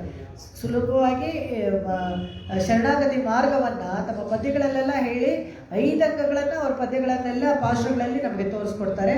ಆಮೇಲೆ ಪುರುಷಾರ್ಥ ಜ್ಞಾನ, ಏನು ನಾವು ಭಗವಂತನನ್ನು ಪೂಜೆ ಮಾಡಿದ್ವಿ, ಅವನನ್ನು ಉಳಿಸ್ಕೊಂಡ್ವಿ ಒಂದು ಯೋಗದಿಂದ ಅಂತ ಹೇಳಿದಾಗ ಪುರುಷಾರ್ಥ ಕೇಳಬೇಕಾದ್ರೆ ತಪ್ಪಾಗಿ ಕೇಳ್ಬಿಡ್ಬಾರ್ದು. ಯಾವುದನ್ನ ಕೇಳ್ಬಿಟ್ಟು ಕೈವಲ್ಯ ಅಂತ ಒಂದು ಜಾಗ, ಅದು ಮೋಕ್ಷ ಥರನೇ ಇರುತ್ತೆ. ಅಲ್ಲೂ ನಿಮಗೆ ವಯಸ್ಸಾಗಲ್ಲ, ಕಾಯಿಲೆ ಬರೋದಿಲ್ಲ, ಸಂತೋಷವಾಗಿರ್ತೀರ, ಎಲ್ಲ ಸರಿ. ಆದರೆ ಅಲ್ಲಿ ಬೇಜಾರಾಗ್ಬಿಡುತ್ತಂತೆ ಒಂದು ಸ್ವಲ್ಪ ದಿವಸ ಆದಮೇಲೆ. ಈ ಮೋಕ್ಷ ಸಾಮ್ರಾಜ್ಯ ಥರ ಅಲ್ಲ, ಕೈವಲ್ಯದಲ್ಲಿ ಹೋದರೆ ಸುಮ್ಮನೆ ಅದೇ ಒಂಥರ ಬೋರ್ಡಮ್ ಸೆಟ್ ಆಗಿಬಿಡುತ್ತೆ. ಇವಾಗ ನಮಗೂ ಅಷ್ಟೇ, ಎಲ್ಲೋ ಒಂದು ಕಡೆ ಒಂದೇ ಕಡೆ ಇದ್ದಾಗ ಒಂಥರ ಬೇಜಾರಾಗ್ಬಿಡುತ್ತಲ್ಲ, ಆ ಥರ ಕೈವಲ್ಯದಲ್ಲಿ ಆ ಥರ ಬೋರ್ಡಮ್ ಸೆಟ್ ಆಗಿಬಿಡುತ್ತೆ. ಅದಕ್ಕೆ ಪುರುಷಾರ್ಥಗಳನ್ನು ಕೇಳ್ಕೊಳ್ಬೇಕಾದ್ರೆ ಹುಷಾರಾಗಿರಬೇಕು. ಸಾಧನೆ ಮಾಡಿದಾಗ ಯೋಗದಲ್ಲೆಲ್ಲ ಯಾವಾಗಲೂ ಅಷ್ಟೇ, ಈ ಇದು ಬ್ರಹ್ಮಕುಮಾರಿ ಅವ್ರದ್ದೆಲ್ಲ ಯೋಗ ಎಲ್ಲ ಬರುತ್ತಲ್ಲ, ಅವರು ಕೇಳೋದು ಕೈವಲ್ಯನೇ. ಅವರು ಅಲ್ಲೂ ಅದೇ ವ್ಯಾಧಿ ಮುಪ್ಪು ಜರೆ ಇದೆಲ್ಲ ಯಾವುದೂ ಇರೋದಿಲ್ಲ, ಸಂತೋಷವಾಗಿರುತ್ತೆ. ಆದರೆ ಅಲ್ಲಿ ಬೋರ್ಡಮ್ ಸೆಟ್ ಆಗಿಬಿಡುತ್ತೆ, ಅಲ್ಲಿಗೆ ನಾವು ಹೋಗಬಾರ್ದು. ಅಪ್ಪಿತಪ್ಪಿನೂ ಬೈ ಮಿಸ್ಟೇಕಲ್ಲಿ ಹೋಗ್ಬಿಡ್ಬಾರ್ದು. ಯಾಕಂದರೆ ಅಲ್ಲಿಂದ ಮತ್ತೆ ತಪ್ಪಿಸ್ಕೊಂಡು ಬರೋಕ್ಕೆ ನೀವು ಮತ್ತೆ ಇಲ್ಲಿ ಕರ್ಮಭೂಮಿಗೆ ಬಂದು ಮತ್ತೆ ನೀವು ಮೋಕ್ಷಕ್ಕೆ ಹೋಗಬೇಕಾಗುತ್ತೆ. ಇಷ್ಟೊಂದು ಸಾಧನೆ ಮಾಡಿ ಮೇಲಿಂದ ಏಣಿಲಿ ಜಾರಿ ಬಿದ್ದಂಗೆ ಆಗ್ಬಿಡುತ್ತೆ, ಅದಕ್ಕೆ ಅಲ್ಲಿ ಹೋಗಬಾರ್ದು. ಅದಕ್ಕೆ ಪುರುಷಾರ್ಥ ಸಂಜ್ಞಾನ ಇರಬೇಕು ಅಂತ ಹೇಳೋದು. ಆ ಎರುಮೆ ಅನ್ನೋದೆಲ್ಲ ಭಕ್ತಿ ಯೋಗಕ್ಕೆ ಹೋಲಿಸ್ತಾರೆ. ಮಿಕ್ಕುಳ್ಳ ಪಿಳ್ಳೆಗಳಲ್ಲಿ ಹೋದಾಗಲೇ ಅವರೆಲ್ಲ ಇದು ಅಂತ. ಈ ದೇವಾದಿದೇವನೇ ಅಂತ ಹೇಳಿದ್ರಲ್ಲ, ಇದೇನೇ ತುಂಬ ದೀರ್ಘವಾಗಿ ನಾವು ನೋಡಬೇಕಾಗಿರೋದು. ಇಲ್ಲಿ ಏನಪ್ಪ ಅಂತ ಹೇಳಿದ್ರೆ, ಅಹಂ ಕೃಷ್ಣಸ್ಯ ಜಗತಃ ಪ್ರಭವ ಪ್ರಳಯಸ್ತದ, ಭಗವದ್ಗೀತೆಯಲ್ಲಿ ಹೇಳ್ತಾನೆ, ನಾನೇ ಇಡೀ ಜಗತ್ತನ್ನು ಕರ್ತೃ, ನಾನು ಸೃಷ್ಟಿ ಮಾಡೋದು. ಜಗತಃ ಪ್ರಭವ, ಅದೇ ಅದನ್ನು ಸ್ಥಿತಿ ಯಾರು ಅದನ್ನು ಇಟ್ಕೊಳ್ಳೋದು ಅಂದರೆ ಅದೇ ನಾನು. ಪ್ರಳಯಸ್ತದ, ಪ್ರಳಯ ಅಂತ ಹೇಳಿದ್ರೆ ನನ್ನ ಸಂಕಲ್ಪದಿಂದಲೇ ಅದು ಮುಗಿಯುತ್ತೆ. ಅದಕ್ಕೆ ನಾನೇ ಎಲ್ಲದಕ್ಕೂ ಕಾರಣ ಅಂತ. ಸೊ ಇದಕ್ಕೆ ಯಾರು ಇವಾಗ ಮನೆಗೆ ಯಾರು ಯಜಮಾನ ಅಂದರೆ ಯಾರೆಲ್ಲನೂ ತಂದು ಹಾಕ್ಕೊಟ್ಟು ಎಲ್ಲವನ್ನ ನೋಡ್ಕೊಳ್ತಾರೋ ಸೂಪರ್ವೈಸರ್ ಅವರೇ ಯಜಮಾನ. ಈ ಇಡೀ ಜಗತ್ತಿಗೆ ಭಗವಂತನೇ ಅವನೇ ಈ ಎಲ್ಲ ಕೆಲಸವನ್ನು ಮಾಡೋದ್ರಿಂದ ಮೂರೂ. ಯಾಕಂದರೆ ಅವನೇ ಅವನೇ ಅವನೇ ಅವನು, ಅವನೇ ಅವನ ನಾನ್. ಆಳ್ವಾರು ಆಳ್ಬೇಕಾದ್ರೆ ಏನಿದು ಅವನೇ ಅವನೇ ಅವನೇ ಅಂದರೆ ಅವನೇ ಯಾರು ಅಂದರೆ ಚಂದ್ರಮುಖ ಬ್ರಹ್ಮ, ಅವನೇ ರುದ್ರ, ಅವನೇ ಇಂದ್ರ, ಅವನ ಅವ್ರ 3 ಜನಕ್ಕೂ ನಾನೇ ಅಂತರ್ಯಾಮಿಯಾಗಿದ್ದೀನಿ ಭಗವಂತ, ಅವನೇ ನಾನು ಅಂತ ಹೇಳ್ತಾರೆ ಅಲ್ಲಿ. ಅವನೇ ನಾನು ಆಗ್ತೀನಿ ಅಂತ. ಇಂದ್ರ ರುದ್ರ ಬ್ರಹ್ಮ ಇವರೆಲ್ಲರಿಗೂ ಅಂತರ್ಯಾಮಿಯಾಗಿ ನಾನೇ ಇದ್ದೀನಿ, ನಾನೇನೇ ಇದು ಅವ್ರಿಗೆ ಅಂತ. ಬೀಜಮ್ಮ ಸರ್ವಭೂತಾನ ವಿದ್ಧಿ ಪಾರ್ಥ ಸನಾತನ 7ನೇ ಅಧ್ಯಾಯದಲ್ಲಿ ಪೂರ್ತಿ ಹೇಳ್ತಾನೆ. ಎಲ್ಲದಕ್ಕೂ ಮೂಲವಾದ ಬೀಜ ನಾನೇ ಅಂತ. ಅದನ್ನು ನಾವು ಎಲ್ಲಿ ನೋಡ್ತೀವಿ ಅಂತ ಹೇಳಿದ್ರೆ, ಮಹಾಪ್ರಳಯ ಕಾಲದಲ್ಲಿ ಎಲ್ಲವನ್ನ ನುಗ್ಕೊಂಡು ಹೊಟ್ಟೆಲಿ ಇಟ್ಕೊಂಡಿರ್ಬೇಕಾದ್ರೆ ನೋಡಿ, ಈ ತಿರುಪಾವ ಅನ್ನೋದು ಸಣ್ಣದಾಗಿ ಯಾರೋ ಹುಡುಗಿರು ಸ್ನಾನಕ್ಕೆ ಹೋಗ್ತಾ ಇದ್ದಾರೆ ಅಂತ ಅನ್ಸಿದ್ರು, ಎಷ್ಟು ಗಹನವಾದ ವಿಚಾರಕ್ಕೆ ಬಂದ್ಬಿಟ್ವಿ ನಾವೀಗ. ಸೃಷ್ಟಿ ಸ್ಥಿತಿ ಲಯಗಳನ್ನೆಲ್ಲ ತಿಳಿಸ್ಕೊಡುವಂಥ ಪದ್ಯಗಳು ಅರ್ಥ ಅಂತರಂಗದಲ್ಲಿ ಅಷ್ಟು ಆಳವಾಗಿ ಇಟ್ಟಿದ್ದಾಳೆ ತಿರುಪಾವೆನಲ್ಲಿ. ದೇವಾದಿದೇವನೇ ಅನ್ಬೇಕಾದ್ರೆ ಇದನ್ನೆಲ್ಲ ನಾವು ಹೇಳಲೇಬೇಕು. ಹೇಗೆ ಅಂದರೆ ನಾಭಿಕಮಲದಿಂದ ಚತುರ್ಮುಖ ಬ್ರಹ್ಮ ಬರ್ತಾನೆ. ಚತುರ್ಮುಖ ಬ್ರಹ್ಮ ಬಂದಾಗ ಮಾನಸಿಕವಾಗಿ ಅವನು ಎಲ್ಲ ಸಪ್ತ ಋಷಿಗಳನ್ನು ಎಲ್ಲರನ್ನೂ ಉಂಟು ಮಾಡ್ತಾನೆ. ಯಾರನ್ನು ಉಂಟು ಮಾಡ್ತಾನೆ ಅಂತ ಹೇಳಿದ್ರೆ ಅಷ್ಟವಸುಗಳು, ಏಕಾದಶ ರುದ್ರ, ದ್ವಾದಶ ಆದಿತ್ಯರು, 2 ಪ್ರಜಾಪತಿ ಅಥವಾ ಅಶ್ವಿನಿ ದೇವತೆಗಳು ಇಟ್ಕೊಳ್ಳಿ. ಇವ್ರನ್ನೆಲ್ಲ ಟೋಟಲ್ ಮಾಡಿದ್ರೆ ನಿಮಗೆ 33 ಬರುತ್ತೆ. ಈ 33 ಅವ್ರ ಕೆಳಗಡೆ 1 ಕೋಟಿ ದೇವತೆಗಳು. ಇದಿಷ್ಟು ಸೃಷ್ಟಿ ಮಾಡೋದು ಚತುರ್ಮುಖ ಬ್ರಹ್ಮನ ಸೃಷ್ಟಿ ಮಾಡೋದು ಸಾಕ್ಷಾತ್ ಶ್ರೀಮನ್ನಾರಾಯಣ. ಅದಕ್ಕೆ ಇಲ್ಲಿ ಹೇಳ್ತಾನೆ ಬೀಜ ಮಾಂ ಸರ್ವಭೂತಾನ ವಿದ್ಯೆ ತಿಳ್ಕೊಪ್ಪ ಅಂತ ಹೇಳ್ತಾರೆ ಪಾರ್ಥನಿಗೆ. ಪಾರ್ಥಂ ಸನಾತನ ಬುದ್ಧಿಮತಾಂ ತೇಜಸ್ವಿನಾಮಹಂ. ಬುದ್ಧಿ ಅಂತ ಒಂದಿರುತ್ತಲ್ಲ ಎಲ್ಲರಿಗೂ. ಆ ಬುದ್ಧಿವಂತಿಕೆ ಯಾರು ಗೊತ್ತಾ? ಎಲ್ಲರಲ್ಲೂ ಒಂದು ಸಣ್ಣ ಪ್ರಾಣಿಗೂ ಅದನ್ನು ಆಹಾರ ಉಟ್ಕೊಂಡು ಹೋಗೋಕ್ಕೆ ಅಂತ ಗೊತ್ತಿರುತ್ತೆ. ಧರ್ಮಭೂತ ಜ್ಞಾನ ಅಂತಾರೆ ಅದನ್ನು. ಈಗ ಈ ಮೊಟ್ಟೆಗಳೆಲ್ಲ ಆಮೆಗಳೇನು ಮಾಡುತ್ತೆ, ತೊಗೊಂಡೋಗಿ ಹೊರಗಡೆ ಮರಳಲ್ಲಿ ಬಚ್ಚಿಟ್ಬಿಟ್ಟು ಹೊರಟೋಗುತ್ತೆ, ಅಂದರೆ ಕೂತ್ಬಿಟ್ಟು ಹೊರಟೋಗುತ್ತೆ. ಅದೆಲ್ಲ ಹೊರಗಡೆ ಬಂದು ಆ ಮೊಟ್ಟೆಗಳೆಲ್ಲ ಹೊಡೆದಾಗ ಎಲ್ಲೋ ನಗರದ ಕಡೆಗೆ ಬರಲ್ಲ, ಎಲ್ಲ ಅದು ಸಮುದ್ರದ ಕಡೆಗೆ ಹೋಗುತ್ತೆ. ಯಾರು ಹೇಳ್ತಾರೆ ಇದಕ್ಕೆ? ಅದಕ್ಕೇನು ಬೋರ್ಡ್ ಹಾಕಿರ್ತಾರ ಅಥವಾ ಟ್ರೈನಿಂಗ್ ಸೆಂಟರು ಈ ಕಡೆ ಹೋಗಬೇಕು ಡೈರೆಕ್ಷನ್ ಲೆಫ್ಟ್ ರೈಟ್ ಹಾಕ್ತಾರ? ಇಲ್ಲ, ಅದು ಧರ್ಮಭೂತ ಜ್ಞಾನ ಅಂತ. ಎಲ್ಲದಕ್ಕೂ ಅದು ಬುದ್ಧಿ ಕೊಟ್ಟಿದ್ದಾರೆ. ಮಗು ಹುಟ್ಟದಾಗಿಂದ ಅದಕ್ಕೆ ಹೇಗೆ ಹಾಲು ಕುಡಿಬೇಕು ಅಂತ ಬಾಯಿ ಹೇಗೆ ಆ್ಯಕ್ಷನ್ ಮಾಡುತ್ತೆ ನೋಡಿ, ಇದೆಲ್ಲನೇ ಧರ್ಮಭೂತ ಜ್ಞಾನ. ಅದನ್ನು ಭಗವಂತ ಕೊಡ್ತಾನೆ. ಬುದ್ಧಿಮತಾಂ ಅಸ್ಮಿ, ಎಲ್ಲರಲ್ಲಿ ಇರೋ ಬುದ್ಧಿನೂ ನಾನೇನೆ. ತೇಜಸ್ವಿನಾಮಹಂ. ತೇಜಸ್ ಅಂತ ಹೇಳಿದ್ರೆ ಜ್ಞಾನ, ಬಲ, ಐಶ್ವರ್ಯ, ವೀರ್ಯ, ಶಕ್ತಿ, ತೇಜಸ್ಸು ಅಂತ ಹೇಳ್ತೀವಲ್ಲ. ಒಂದು ಪದಾರ್ಥ ಅದನ್ನು ನೋಡಿದ್ರೆ ಅದು ಉಪಯೋಗಿಸೋಕ್ಕೆ ಆಗತ್ತೆ. ಪದಾರ್ಥ ಒಂದು ಒಬ್ಬರು ಯಾರನ್ನಾದರೂ ಒಂದು ಮನುಷ್ಯರನ್ನ ಅಥವಾ ಒಂದು ಪ್ರಾಣಿನ ನೋಡಿದ್ರೆ ಇದು ಚೆನ್ನಾಗಿದೆ, ಆರೋಗ್ಯವಾಗಿದೆ, ನೋಡೋಕ್ಕೆ ತುಂಬ ಚೆನ್ನಾಗಿದೆ ಅಂತ ಹೇಳಿದ್ರೆ ಅದರಲ್ಲಿ ತೇಜಸ್ ಇದೆ ಅಂತ. ಯಾವಾಗ ಅದು ತೇಜಸ್ ಕಳ್ಕೊಂಡ್ಬಿಡುತ್ತೋ ಅದಕ್ಕೆ ಲೈಫ್ ಆಗೋಯ್ತು ಅಂತ, ಎಕ್ಸ್ಪೈರ್ ಆಗಿಬಿಡುತ್ತೆ. ಎಕ್ಸ್ಪೈರ್ ಆದರು ಅಂತ ಹೇಳ್ತೀವಲ್ಲ, ಅವಾಗ ತೇಜಸ್ ಹೊರಟೋದ್ರೆ ಅದು ಎಕ್ಸ್ಪೈರ್ ಆದರು. ಅದಕ್ಕೆ ನಾನೇ ತೇಜಸ್ ಅಂತಾನೆ. ಭಗವಂತ ಅಲ್ಲಿಂದ ಹೊರಟು ಬಿಟ್ಟರೆ ಅದಕ್ಕೆ ತೇಜಸ್ ಹೊರಟೋಗುತ್ತೆ. ಆಮೇಲೆ ಅದಕ್ಕೆ ಶಮ ಅಂತ ಹೇಳಬೇಕಷ್ಟೇ. ಮನುಷ್ಯರಿಂದ ತೇಜಸ್ಸು ಭಗವಂತ ಹೊರಟುಬಿಟ್ರೆ, ಜೀವಾತ್ಮದಿಂದ ಪರಮಾತ್ಮ ಹೊರಟು ಬಿಟ್ಟರೆ ಅವಾಗ ಅದಕ್ಕೆ ಶಮ ಅಂತ ಹೇಳ್ತಾರೆ. ಮತ್ತು ಆ ಹೆಸರಿದ್ದು ಕರೆಯೋದಿಲ್ಲ ಯಾವಾಗಲೂ. ಆ ಥರ ತೇಜಸ್ಸು ಅದು ನಾನೇ ಅಂತ ಹೇಳ್ತಾನೆ. ಅಮರರ್ಗಳ್ ಅಧಿಪತಿಯವನವನ್. ತಿರುವಾಳ್ಮೊഴിನಲ್ಲಿ ಮೊದಲನೇ ದಶಕದಲ್ಲಿ ಉಯರ್ನಲ ಉಡಯವನ್ ಯವನವನ್ ಅಂತ 10 ಹಾಡಿನಲ್ಲಿ ಅದರಲ್ಲಿ ಹೇಳ್ತಾರೆ. ಅಯ್ಯರ್ವರು ಅಮರರ್ಗಳ್ ಅಧಿಪತಿಯವನವನ್. ಈ ಎಲ್ಲ ಅಮರರುಗಳು 33 ಕೋಟಿ ದೇವತೆಗಳಿಗೂ ಯಾರು ಅಧಿಪತಿ ಅಂತ ಹೇಳಿದ್ರೆ ಇವನೇನೆ ಭಗವಂತ ಅಂತ ಹೇಳ್ತಾರೆ. ಈ ಕೋತುಕಲ ಮುಡಿಯ ಪಾವ ಅಂತ ಹೇಳಿದಾಗ ಪ್ರಿಯೋ ಹಿ ಜ್ಞಾನಿನೋ ಅತ್ಯರ್ಥಂ ಅಹಂ ಸಚ ಮಮ ಪ್ರಿಯ ಅಂತ ನಾನು ಅವಾಗಲೇ ಹೇಳಿದೆ.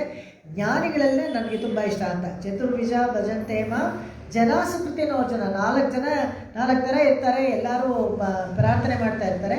ಆದರೆ ಅದರಲ್ಲಿ ಜ್ಞಾನಿನೇ ನನಗೆ ತುಂಬ ಇಷ್ಟ ಅಂತ ಹೇಳ್ತಾರೆ.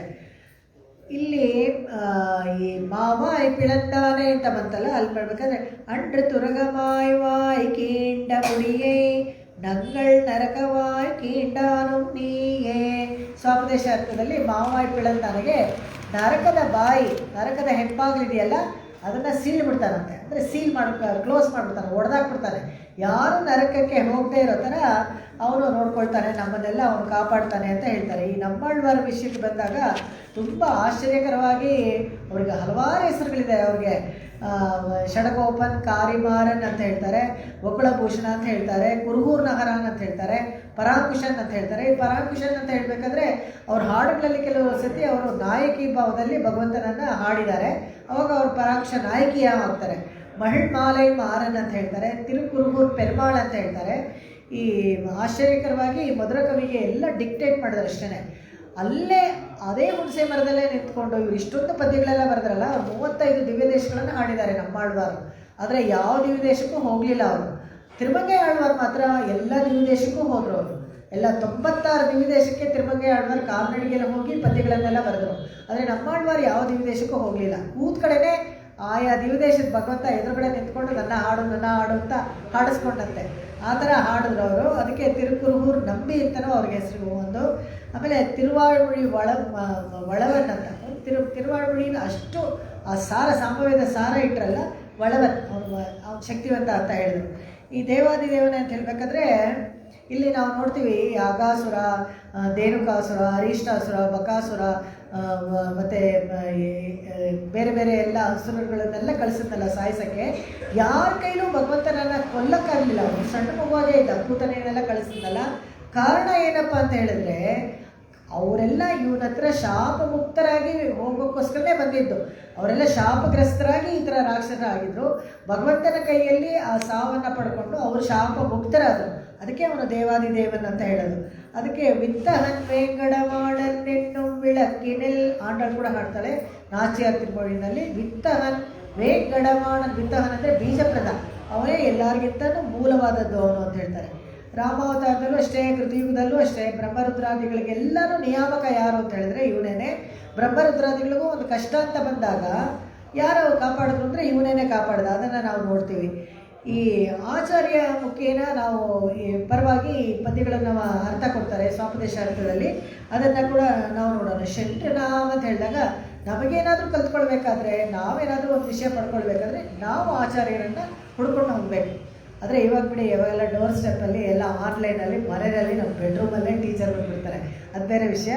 ಇವರು ಇಲ್ಲಿ ಹೇಳ್ತಾರೆ, ನಿರಂತರಂ ನಿರ್ವಿಷತ್ಪದೀಯಂ ಅಸ್ಪೃಷ್ಟ ಚಿಂತಾ ಪದಮಭೀರೂಪ್ಯಂ ಸತ್ಯಂ ಶಪೇ ವಾರಣಶೈಲನಾಥ ವೈಕುಂಠವಾಸೇಪಿ ನಮೇಭಿಲಾಷಃ. ವೇದಾಂತ ದೇಶಿಕರು ಇದರಲ್ಲಿ ಹೇಳ್ತಾರೆ, ವೇದಾಂತ ದೇಶಿಕಲ್ಲ, ಇದು ಕೂರತಾಳ್ವನ್ ಹೇಳಿದ್ದು, ಅವರು ಸ್ತವಗಳಲ್ಲಿ ಹೇಳ್ತಾರೆ, ಇದು ನನಗೇನು ಇನ್ನೊಂದು ಜನ್ಮ ಅಂತೆಲ್ಲ ಏನೂ ಬೇಡ. ಯಾಕಂದರೆ ಈ ವಾರಣಶೈಲ ಇದೆಯಲ್ಲ ಕಾಂಚೀಪುರದಲ್ಲಿ, ಆ ಕಾಂಚೀಪುರದಲ್ಲಿ ಅಲ್ಲೇ ಇದ್ಬಿಟ್ರೂ ಸಾಕು. ದಿನ ಅಲ್ಲಿ ಹೊರಗಡೆ ಉತ್ಸವಗಳೆಲ್ಲ ಬರ್ತಾ ಇರ್ತಲ್ಲ, ಅದನ್ನೇ ನಾನು ನೋಡಿಕೊಂಡು ಸಂತೋಷ ಪಡ್ತೀನಿ. ಮೋಕ್ಷದಲ್ಲಿ ಏನು ನಮ್ಗೆ ಸಿಗುತ್ತೆ, ಅಲ್ಲೂ ನಿಮಗೆ ಭಗವಂತನನ್ನು ಹೇಗೆ ಬೇಕಾದರೂ ನೀವು ಆರಾಧನೆ ಮಾಡ್ಬೋದು.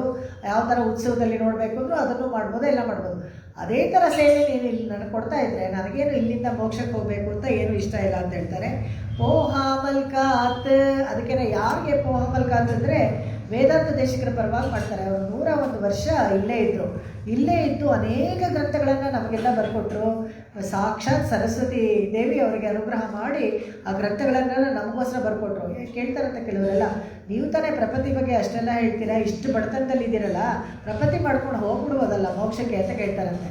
ಅಂದರೆ ಬಡತನ ಕಷ್ಟ ಅಲ್ವಾ ಇರೋದಕ್ಕೆ, ಪ್ರಪತ್ತಿ ಮಾಡ್ಕೊಂಡು ಹೋಗ್ಬಿಡ್ಬೋದಲ್ಲ, ಮೋಕ್ಷದಲ್ಲಿ ಚೆನ್ನಾಗಿರ್ಬೋದಲ್ಲ ಸೌಖ್ಯವಾಗಿ ಅಂತ ಅವ್ರನ್ನ ಕಿಂಡಲ್ ಮಾಡ್ತಾ ಇದ್ರಂತೆ, ಎಲ್ಲರೂ ತಮಾಷೆ ಮಾಡ್ತಾ ಇದ್ರಂತೆ. ಅವಾಗ ಅವ್ರು ಹೇಳ್ತಾ ಇದ್ರಂತೆ, ನನಗೆ ಭಗವಂತ ಇನ್ನೊಂದು ಕೆಲಸ ಕೊಟ್ಟಿದ್ದಾನೆ, ಈ ಗ್ರಂಥಗಳನ್ನೆಲ್ಲ ಬರೀಬೇಕು, ಎಲ್ಲರನ್ನೂ ಮೋಕ್ಷಕ್ಕೆ ಕಳಿಸ್ಬೇಕು, ಆ ಕೆಲಸ ನನಗೆ ಕೊಟ್ಟಿದ್ದಾನೆ ಅಂತ ಹೇಳ್ತಾರೆ. ಹಾಗೂ ಅವ್ರನ್ನ ಚಾಲೆಂಜ್ ಮಾಡ್ತಾರೆ ವೇದಾಂತ ದೇಶಿಕರನ್ನ. 101 ವರ್ಷ ಇದ್ದರು, ಕೊನೆಯ ಉಸಿರಿರೋವರೆಗೂ ಕೊನೆಯಲ್ಲಿ ರಹಸ್ಯತ್ರೈಸಾರ ಬರೆದು ಆ ಗ್ರಂಥದಲ್ಲೇ ಎಲ್ಲರಿಗೂ ಮೋಕ್ಷ ಇದೆ ಅಂತ ಹೇಳಿ ವೇದದ ಒಂದು ಪಂಕ್ತಿನೂ ಅವ್ರು ತೆಗೆದೋದ್ರಲ್ಲಿ ಹೇಳಲಿಲ್ಲ. ಯಾಕಂದರೆ ಯಾರಿಗೆ ಅಧಿಕಾರ ಇಲ್ಲೋ ಅವ್ರು ಓದೋಕ್ಕಾಗಲ್ಲ ಅಂತ ಪಾಪ ಓದದೆ ಹೋದ್ರೆ ಅಂತ ಹೇಳಿಬಿಟ್ಟು ಸಾಧಾರಣ ತಮಿಳಲ್ಲಿ ಬರೆದು ಎಲ್ಲ ರಾಮಾಯಣ ಮಹಾಭಾರತ ಭಾಗವತದಲ್ಲಿರೋ ಪಂಕ್ತಿಗಳನ್ನೆಲ್ಲ ಅದರಲ್ಲಿ ತೋರಿಸಿ ಎಲ್ಲರಿಗೂ ಮೋಕ್ಷ ಸಿದ್ಧ ಅಂತ ಹೇಳಿ ಯಾವ ಸಂದೇಹನೂ ಬರದೇ ಇರೋ ಥರ 32 ಅಧಿಕಾರ ಬರೆದು ಕೊಟ್ಟರು ಅವರು. ಅವ್ರಿಗೆ ಹೇಳ್ತಾರೆ, ಅಷ್ಟೆಲ್ಲ ಹೇಳ್ತೀರಲ್ಲ ಮೋಕ್ಷ ಅಂತ, ನಿಮಗೆ ಇದು ಅಗಸೆ ಸೊಪ್ಪು ಮರ ಇದೆಯಲ್ಲ ಇದಕ್ಕೆ ಮೋಕ್ಷ ಕೊಡ್ತೀನಿ ನೋಡೋಣ ಅಂತಾರೆ. ಆಯಿತು ಅಂತ ಹೇಳಿ ಮನೆ ಒಳಗಡೆ ಹೋಗಿ ಭಗವಂತನ ತೀರ್ಥ ತೊಗೊಂಡ್ಬಿಟ್ಟು ಪ್ರಾರ್ಥನೆ ಮಾಡಿಕೊಂಡು ಅದಕ್ಕೆ ಮೋಕ್ಷ ಕೊಡು ಅಂತ ಬೇಡ್ಕೊಳ್ತಾರೆ. ಮಾರನೇ ದಿವಸ ಅದು ಪೂರ್ತಿ ಬಾಡೋಗುತ್ತಂತೆ ನೋಡಿ ಆ ಅಗಸೆ ಸೊಪ್ಪು ಮರ. ಅವಾಗ ಹೇಳ್ತಾರಂತೆ, ಅಗಸೆ ಸೊಪ್ಪು ಮರ ನನಗೆ ಎಷ್ಟು ಉಪಕಾರ ಮಾಡಿದೆ, ನೀವು ಯಾಕೆ ಅಂತ ಬಾಳಿಸಿದ್ರಿ ಅಂತ. ನೀವು ಕೇಳಿದ್ರಿಂದ ಅದಕ್ಕೆ ಮೋಕ್ಷ ಕೊಟ್ಟೆ. ಇನ್ನೊಂದು, ನನಗೆ ಏನು ಉಚ್ಚ ವೃತ್ತಿಯಲ್ಲಿ ಆಹಾರ ಏನು ಸಿಗದೇ ಇರಬೇಕಾದ್ರೆ ಅವತ್ತೆಲ್ಲ ಈ ಸೊಪ್ಪನ್ನೇ ನಾನು ಬೇಯಿಸ್ಕೊಂಡು ತಿಂತಾ ಇದ್ದೆ ಅಂತ, ಸಾತ್ವಿಕವಾದ ಆಹಾರ, ಅದಕ್ಕೋಸ್ಕರ ಅದಕ್ಕೆ ಆ ಉಪಕಾರ ಮಾಡಿದೆ ಅಂತ ಹೇಳ್ತಾರೆ. ಈ ಥರ ಅನೇಕ ವಿಷಯ ಹೇಳಿ ಇದರಲ್ಲಿ ಮುಖ್ಯವಾಗಿ ನಮ್ಮಾಳ್ವಾರ ಪರವಾಗಿ ಮಾಡಿದ್ದು. ಇವ್ರ ತಂದೆ ಮಾರನ್ನು, ತಾಯಿ ಉದಯನಂಗೈ, ಆಮೇಲೆ ಅವ್ರುಗಳಿಗೂ ಎಲ್ಲ ತುಂಬ ಕೊಂಡಾಡ್ತಾರೆ. ಅವರು ಮಧುರ ಕವಿಯ ಆಳ್ವಾರು ಎಷ್ಟು ಇದು ನೋಡಿ, ಅವ್ರಿಗೆ ಕಣ್ಣಿನೊಂಶಿರುತ್ತ ವಿನಾಳ್ ಕಟ್ಟುಣ್ಣ ಪಣ್ಣಿಯ ಪೆರುಮಾಯನ್ ಎನ್ನಪ್ಪನಿಲ್, ಭಗವಂತ ಅಲ್ಲ ನನಗೆ ದೇವರು ಅಂತ ಹೇಳ್ತಾರೆ. ಯಾರು ಮತ್ತೆ ನಿಮ್ಗೆ ದೇವರು ಅಂದರೆ ಸಾಕ್ಷಾತ್ ನಮ್ಮಾಳ್ವಾರೇ ನಮ್ಗೆ ದೇವರು ಅಂತ ಹೇಳ್ತಾರೆ. ತುಂಬ ಆಶ್ಚರ್ಯಕರವಾದ ಸಂಗತಿ ನಡೆಯುತ್ತೆ ಅಲ್ಲಿ ತಿರುಕುರುಹುನ್ನಾರಲ್ಲಿ ತಾಮ್ರಬರಣಿ ತೀರದಲ್ಲಿ. ಇವ್ರು ಹೇಳ್ತಾರೆ, ಮಧುರಕವಿ ನಮ್ಮಾಳ್ವಾರ ಅವತಾರ ಮುಗಿಸ್ಕೊಂಡು ವಾಪಸ್ ಹೋಗಬೇಕು ಅಂದರೆ, ಅಯ್ಯೋ ನಿಮ್ಮದು ನನಗೊಂದು ವಿಗ್ರಹ ಕೊಡಿ, ನಾನು ಇಟ್ಕೊಂಡು ಪೂಜೆ ಮಾಡಬೇಕು ಅಂತ. ಮಧುರಕವಿ ಆಳ್ವಾರು ಬ್ರಾಹ್ಮಣರು ಜ್ಞಾಪಕ ಇಟ್ಕೊಳ್ಳಿ. ಪಂಚಮ ವರ್ಣದಲ್ಲಿ ಹುಟ್ಟಿದವರು ನಮ್ಮಾಳ್ವಾರು. ಮಧುರಕವಿ ಆಳ್ವಾರು ತುಂಬ ದೊಡ್ಡವರು, ಆಲ್ಮೋಸ್ಟ್ 80-90 ವಯಸ್ಸಿನವರು. ನಮ್ಮಾಳ್ವಾರು 16 ವಯಸ್ಸು. ಇವರು ಭೇಟಿಯಾದಾಗ ಕಾಲಿಗೆ ಬಿದ್ದು ನಮಸ್ಕಾರ ಮಾಡ್ತಾರೆ, ಯಾಕಂದರೆ ಆಚಾರ್ಯ ಸ್ಥಾನದಲ್ಲಿದ್ದರು ಅಂತ. ಇದೆಲ್ಲ ನಾವು ಗಮನಿಸಬೇಕಾಗಿರೋದು. ಸುಮ್ಮನೆ ಯಾವುದೋ ಒಂದು ಜಾತ್ಯತೀತ ಸಮಾಜ ಅಂತ ಹೆಸರಲ್ಲಿ ನಮಗೆ ಇವಾಗೆಲ್ಲ ಪಾಲಿಟಿಷಿಯನ್ಸು ತಲೆಗೆಡಿಸ್ತಾರಲ್ಲ, ಅದನ್ನೆಲ್ಲ ನಾವು ನೋಡಬಾರ್ದು. ಏನು ಆ್ಯಕ್ಚುಲಿ ಮುಖ್ಯವಾಗಿರೋದು, ಭಗವಂತನ ಹತ್ರ ಹೋಗಿ ಸೇರೋಕ್ಕೆ ನಮಗೆ ಏನು ಬೇಕಾಗಿರೋದು ಅದನ್ನೆಲ್ಲ ನಾವು ನೋಡಬೇಕು, ಅದನ್ನು ಗಮನಿಸಬೇಕು. ಭಗವಂತ ಯಾರ ಹತ್ರನೂ ಪಕ್ಷಪಾತ ಮಾಡೋದಿಲ್ಲ. ಆದರೆ ಇಲ್ಲಿ ನಾನು ಏನು ಮಾಡ್ತಾಯಿದ್ರು ಅಂದರೆ, ಒಂದು ಅಕ್ಷರನೂ ಬಿಡದೆ ಮಧುರ ಕವಿ ಆಳ್ವಾರು ಅವರೇನೇ ಈ ನಮ್ಮಾಳ್ವಾರ ಕೃತಿಗಳನ್ನೆಲ್ಲ ಬರೆದಿದ್ದು. ಇನ್ನೂ ಒಂದು ಉಪಕಾರ ಏನು ಮಾಡಿದ್ರು ನಮ್ಮಾಳ್ವಾರು ಅಂತ ಹೇಳಿದ್ರೆ, ಇದೆಲ್ಲ ಮರ್ತೋಗ್ಬಿಟ್ಟಿತ್ತು. ಎಷ್ಟೋ ಸಾವಿರಾರು ವರ್ಷ ಆದಮೇಲೆ ಪ್ರಬಂಧ ಯಾರಿಗೂ ಗೊತ್ತೇ ಇರಲಿಲ್ಲ. ಅವಾಗ ಒಂದೇ ಒಂದು 10 ಹಾಡು ಕುಂಭಕೋಣಂದಲ್ಲಿ ಹಾಡೋರಂತೆ. 1020 ಅಂತ ಹೇಳ್ಬಿಟ್ಟು ಮಹಾಮಂಗಳಾರತಿ ಮಾಡೋವಾಗ ಹಾಡೋರಂತೆ. ಯಾರು ಹಾಡಿದ್ವಿ, ಹಾಡು ತುಂಬ ಚೆನ್ನಾಗಿದೆಯಲ್ಲ ಅಂತ ನಾಥಮುನಿ ಹೋಗ್ಬೇಕಾದ್ರೆ ಕೇಳ್ತಾರಂತೆ. ಇನ್ನು ಇದ್ರದ್ದು ಬಾಕಿ 1010 ಅಂತ ಹಾಡೋದ್ರಲ್ಲ, ಇನ್ನೂ ಬಾಕಿದೆಲ್ಲ ಗೊತ್ತಾ ಅಂತ ಕೇಳ್ತಾರೆ. ಬಾಕಿದು ಗೊತ್ತಿಲ್ಲ ನಮಗೆ, ಆಳ್ವಾರ್ ತಿರುನಗರಿಯಲ್ಲಿ ಯಾರಿಗಾದ್ರೂ ಗೊತ್ತಿದ್ರೆ ಗೊತ್ತಿರ್ಬೋದು ಅಂತ ಹೇಳ್ತಾರಂತೆ. ಅವರು ಅಲ್ಲಿಂದ ನಾಥಮುನಿಗಳು ಬಂದು ಆಳ್ವಾರ್ ತಿರುನಗರಿಗೆ ಬರ್ತಾರೆ. ಬಂದ್ಬಿಟ್ಟು ಈ 10 ಹಾಡು ಯಾರಿಗಾದ್ರೂ ಗೊತ್ತಾ ಅಂತ. ಈ 10 ಹಾಡು ಗೊತ್ತಿಲ್ಲ, ನಮಗೆ ಬೇರೆ 10 ಹಾಡು ಗೊತ್ತು, ನಾವು ಮಧುರ ಕವಿ ವಂಶದವರು. ಅದು 10 ನೀವು 12,000 ಸತಿ ಆವರ್ತಿ ಹಾಕ್ಕೊಂಡ್ರೆ ನಿಮಗೆ ಬಾಕಿದೆಲ್ಲ ಸಿಗತ್ತೆ ಅಂತ ಹೇಳೋರು. ಬಟ್ ಯಾರು 12,000 ಸತಿ ಆವರ್ತಿ ಹಾಕೋದು? ಹೇಗೆ ಹಾಕಬೇಕು ಅಂತ ಹೇಳಿದ್ರೆ, ಊಟ ನಿದ್ದೆ ಏನೂ ಇಲ್ಲದೆ ಕೂತ್ಕೊಂಡು ಒಟ್ಟಿಗೆ 12,000 ಸತಿ ಆವರ್ತಿ ಹಾಕಬೇಕು. ನಾಥಮುನಿಗಳಿಗೆ ಆ ಸಿದ್ಧಿ ಯೋಗ ಇತ್ತು, ಅವರಿಗೆ ಆ ಯೋಗ ಇತ್ತು, ಹಠಯೋಗ ಎಲ್ಲ ಮಾಡಿದವರು. ಅವ್ರು ಮಾಡಿದ್ರು. ಆಳ್ವಾರ್ ತಿರುನಗರಿನಲ್ಲಿ ಹೋಗಿ ಭಗವಂತನ ಪ್ರಾರ್ಥನೆ ಮಾಡ್ಕೊಂಡು ಕೂತ್ಕೊಂಡು 12,000 ಆವರ್ತಿ ಮಧುರ ಕವಿ ಆಳ್ವಾರ್ ಬರೆದಿದ್ದು ಕಣ್ಣಿನ ಮುಚ್ಚಿದ ತಾಪಿನ ಹೇಳಿದರು. ಆ ಕೊನೆ ಪಂಕ್ತಿ ಮುಗಿಸೋಷ್ಟೊತ್ತಿಗೆ ನಮ್ಮಾಳ್ವಾರು ಅಂತರಿಕ್ಷದಲ್ಲಿ ಬಂದು ಇವರಿಗೆ ಎಲ್ಲ 4,000ನೂ ಅವ್ರ ತಲೆಗೆ ಹಾಗೆ ಬ್ರೈನಿಗೆ ಟ್ರಾನ್ಸ್ಫರ್ ಮಾಡ್ತಾರೆ ಈಥರ್ನೆಟ್ಟಿಂದ. ಅವ್ರ ಮೂಲಕ ನಾಥಮುನಿಗೆ ಬಂದಿದ್ದು ಈ 4 ದಿವ್ಯ ಪ್ರಬಂಧ. ಅಲ್ಲಿಂದ ನಾವು ನಾಥಮುನಿ ಅವರಿಬ್ಬರಿಗೆ ಉಯ್ಯಕೊಂಡ ಮತ್ತು ರಾಮಕೃಷ್ಣ ಅಂತ ಇಬ್ಬರು ಶಿಷ್ಯರಿಗೆ ಹೇಳ್ತಾರೆ. ಅಲ್ಲಿಂದ ಆ ಪರಂಪರೆ ಬರುತ್ತೆ. ಹೇಗೆ ನಮ್ಮಾಳ್ವಾರು ಪ್ರಬಂಧ ಎಲ್ಲ ಹೇಳ್ಕೊಟ್ರು ಅಂತ ಹೇಳಿದ್ರೆ, ವಿತ್ ಆ್ಯಕ್ಷನ್, ಭರತನಾಟ್ಯ ಥರ ಆ್ಯಕ್ಷನ್. ಒಂದೊಂದು ಹಾಡು ಹೇಳಬೇಕಾದ್ರೆ ಅದಕ್ಕೆ ಆ್ಯಕ್ಷನ್ ಮಾಡಿ ಇದ್ರದ್ದು ಅರ್ಥ ಇದು ಅಂತ ಹೇಳ್ಕೊಟ್ಟಿದ್ದು. ಭರತ ಸಮೇತ ಹೇಳ್ಕೊಟ್ರು. ನಾಥಮುನಿಗಳು ಹಾಗೆ ಕಲ್ತ್ಕೊಂಡ್ರು. ಆ ವಂಶಕ್ಕೆ ಅರಿಯರ್ ವಂಶ ಅಂತ ಹೇಳ್ತಾರೆ. ಈಗಲೂ ಆ ಅರಿಯರ್ ವಂಶ ಮೇಲ್ಕೋಟೆಯಲ್ಲಿ ಶ್ರೀರಂಗದಲ್ಲಿ ದೊಡ್ಡದಾಗಿ ಒಂದು ಟೋಪಿ ಹಾಕ್ಕೊಂಡು ಶಾತ್ಮರ ಇಲ್ಲೆಲ್ಲ ಹಾಡುಗಳು ಹೇಳ್ತಾರೆ ನೋಡಿ, ನರ್ತನ ಎಲ್ಲ ಮಾಡ್ತಾರೆ. ಸೀರೆನೆಲ್ಲ ಉಟ್ಕೊಂಡು ಎಲ್ಲ ಭಗವಂತನ ಅಭಿನಯ ಎಲ್ಲ ಮಾಡ್ತಾರೆ. ಇವಾಗ ಮಾಡೋರಿಗೆ ಏನು ಅಷ್ಟು ಚೆನ್ನಾಗಿ ಗೊತ್ತಿಲ್ಲ, ನಿಜವಾಗ್ಲೂ ಅಭಿನಯ ಚೆನ್ನಾಗಿ ಮಾಡ್ಬೋದು ಪ್ರಬಂಧ ಹಾಡುಗಳಿಗೆಲ್ಲ, ಅಷ್ಟು ಅರ್ಥ ಇದೆ. ಇದಿಷ್ಟು ಇವತ್ತಿನ ಭಾಷಣ. ಇದಕ್ಕೆ ಮುಗಿಸ್ಕೊಳ್ಳೋಣ. ಶತಮಕಮಣಿ ನೀಲ ಚಾರು ಕಲ್ಹಾರ ಹಸ್ತ ಸ್ತನಬಲನಮಿತಾಮಿ ಸಾಂದ್ರ ವಾತ್ಸಲ್ಯ ಸಿಂಧು ಅಲಕವಿನೀತಾಮಿ ಸ್ರಗ್ಭಿರ ಕೃಷ್ಣನಾಥ ವಿಲಸತು ಹೃದಿ ಗೋದ ವಿಷ್ಣು ಚಿತ್ತಾತ್ಮಜಾನಃ வேயர் புகழ் வில்லி புத்தூராணி பூரம் மேல்மேலும் மிக விளங்க விஷ்ணு சித்தர் தூய திருமகளாய் வந்து அரங்கனார்க்கு துழாள் மாலே முடிசூடி கொடுத்த மாலே நேயமுடன் திருப்பாவை பாட்டாரைந்தும் நீயுரைத்த தையொரு திங்கள் பாமாலை ஆழப்புகழ் 143 அன்புடனே அடியேனுக்கு அருள் செய்தியே திருவாடிப்பூரத்து ஜெகத்துதித்தாள் வாழியே திருப்பாவை 30 செப்பினாள் வாழியே பெரியாழ்வார் பெற்றெடுத்த பெண் பிள்ளை வாழியே பெரும்பூதூர் மாமுனிக்கு பின்னானாள் வாழியே 143 உரைத்தாள் வாழியே உயரரங்கற்கே கன்னி உகந்தளித்தாள் வாழியே மறுவாரும் திருமல்லி வளநாடு வாழியே வண்பூவை நாற்கோதை மலர் பதங்கள் வாழியே ஆண்டாள் திருவடிகளே சரணம் எம்பெருமானார் திருவடிகளே ಶರಣಂ ದೇಶಿಕರ್ ತಿರುವಡಿಗಳೇ ಶರಣಂ. ಎಲ್ಲರಿಗೂ ನಮಸ್ಕಾರ, ಧನ್ಯವಾದ.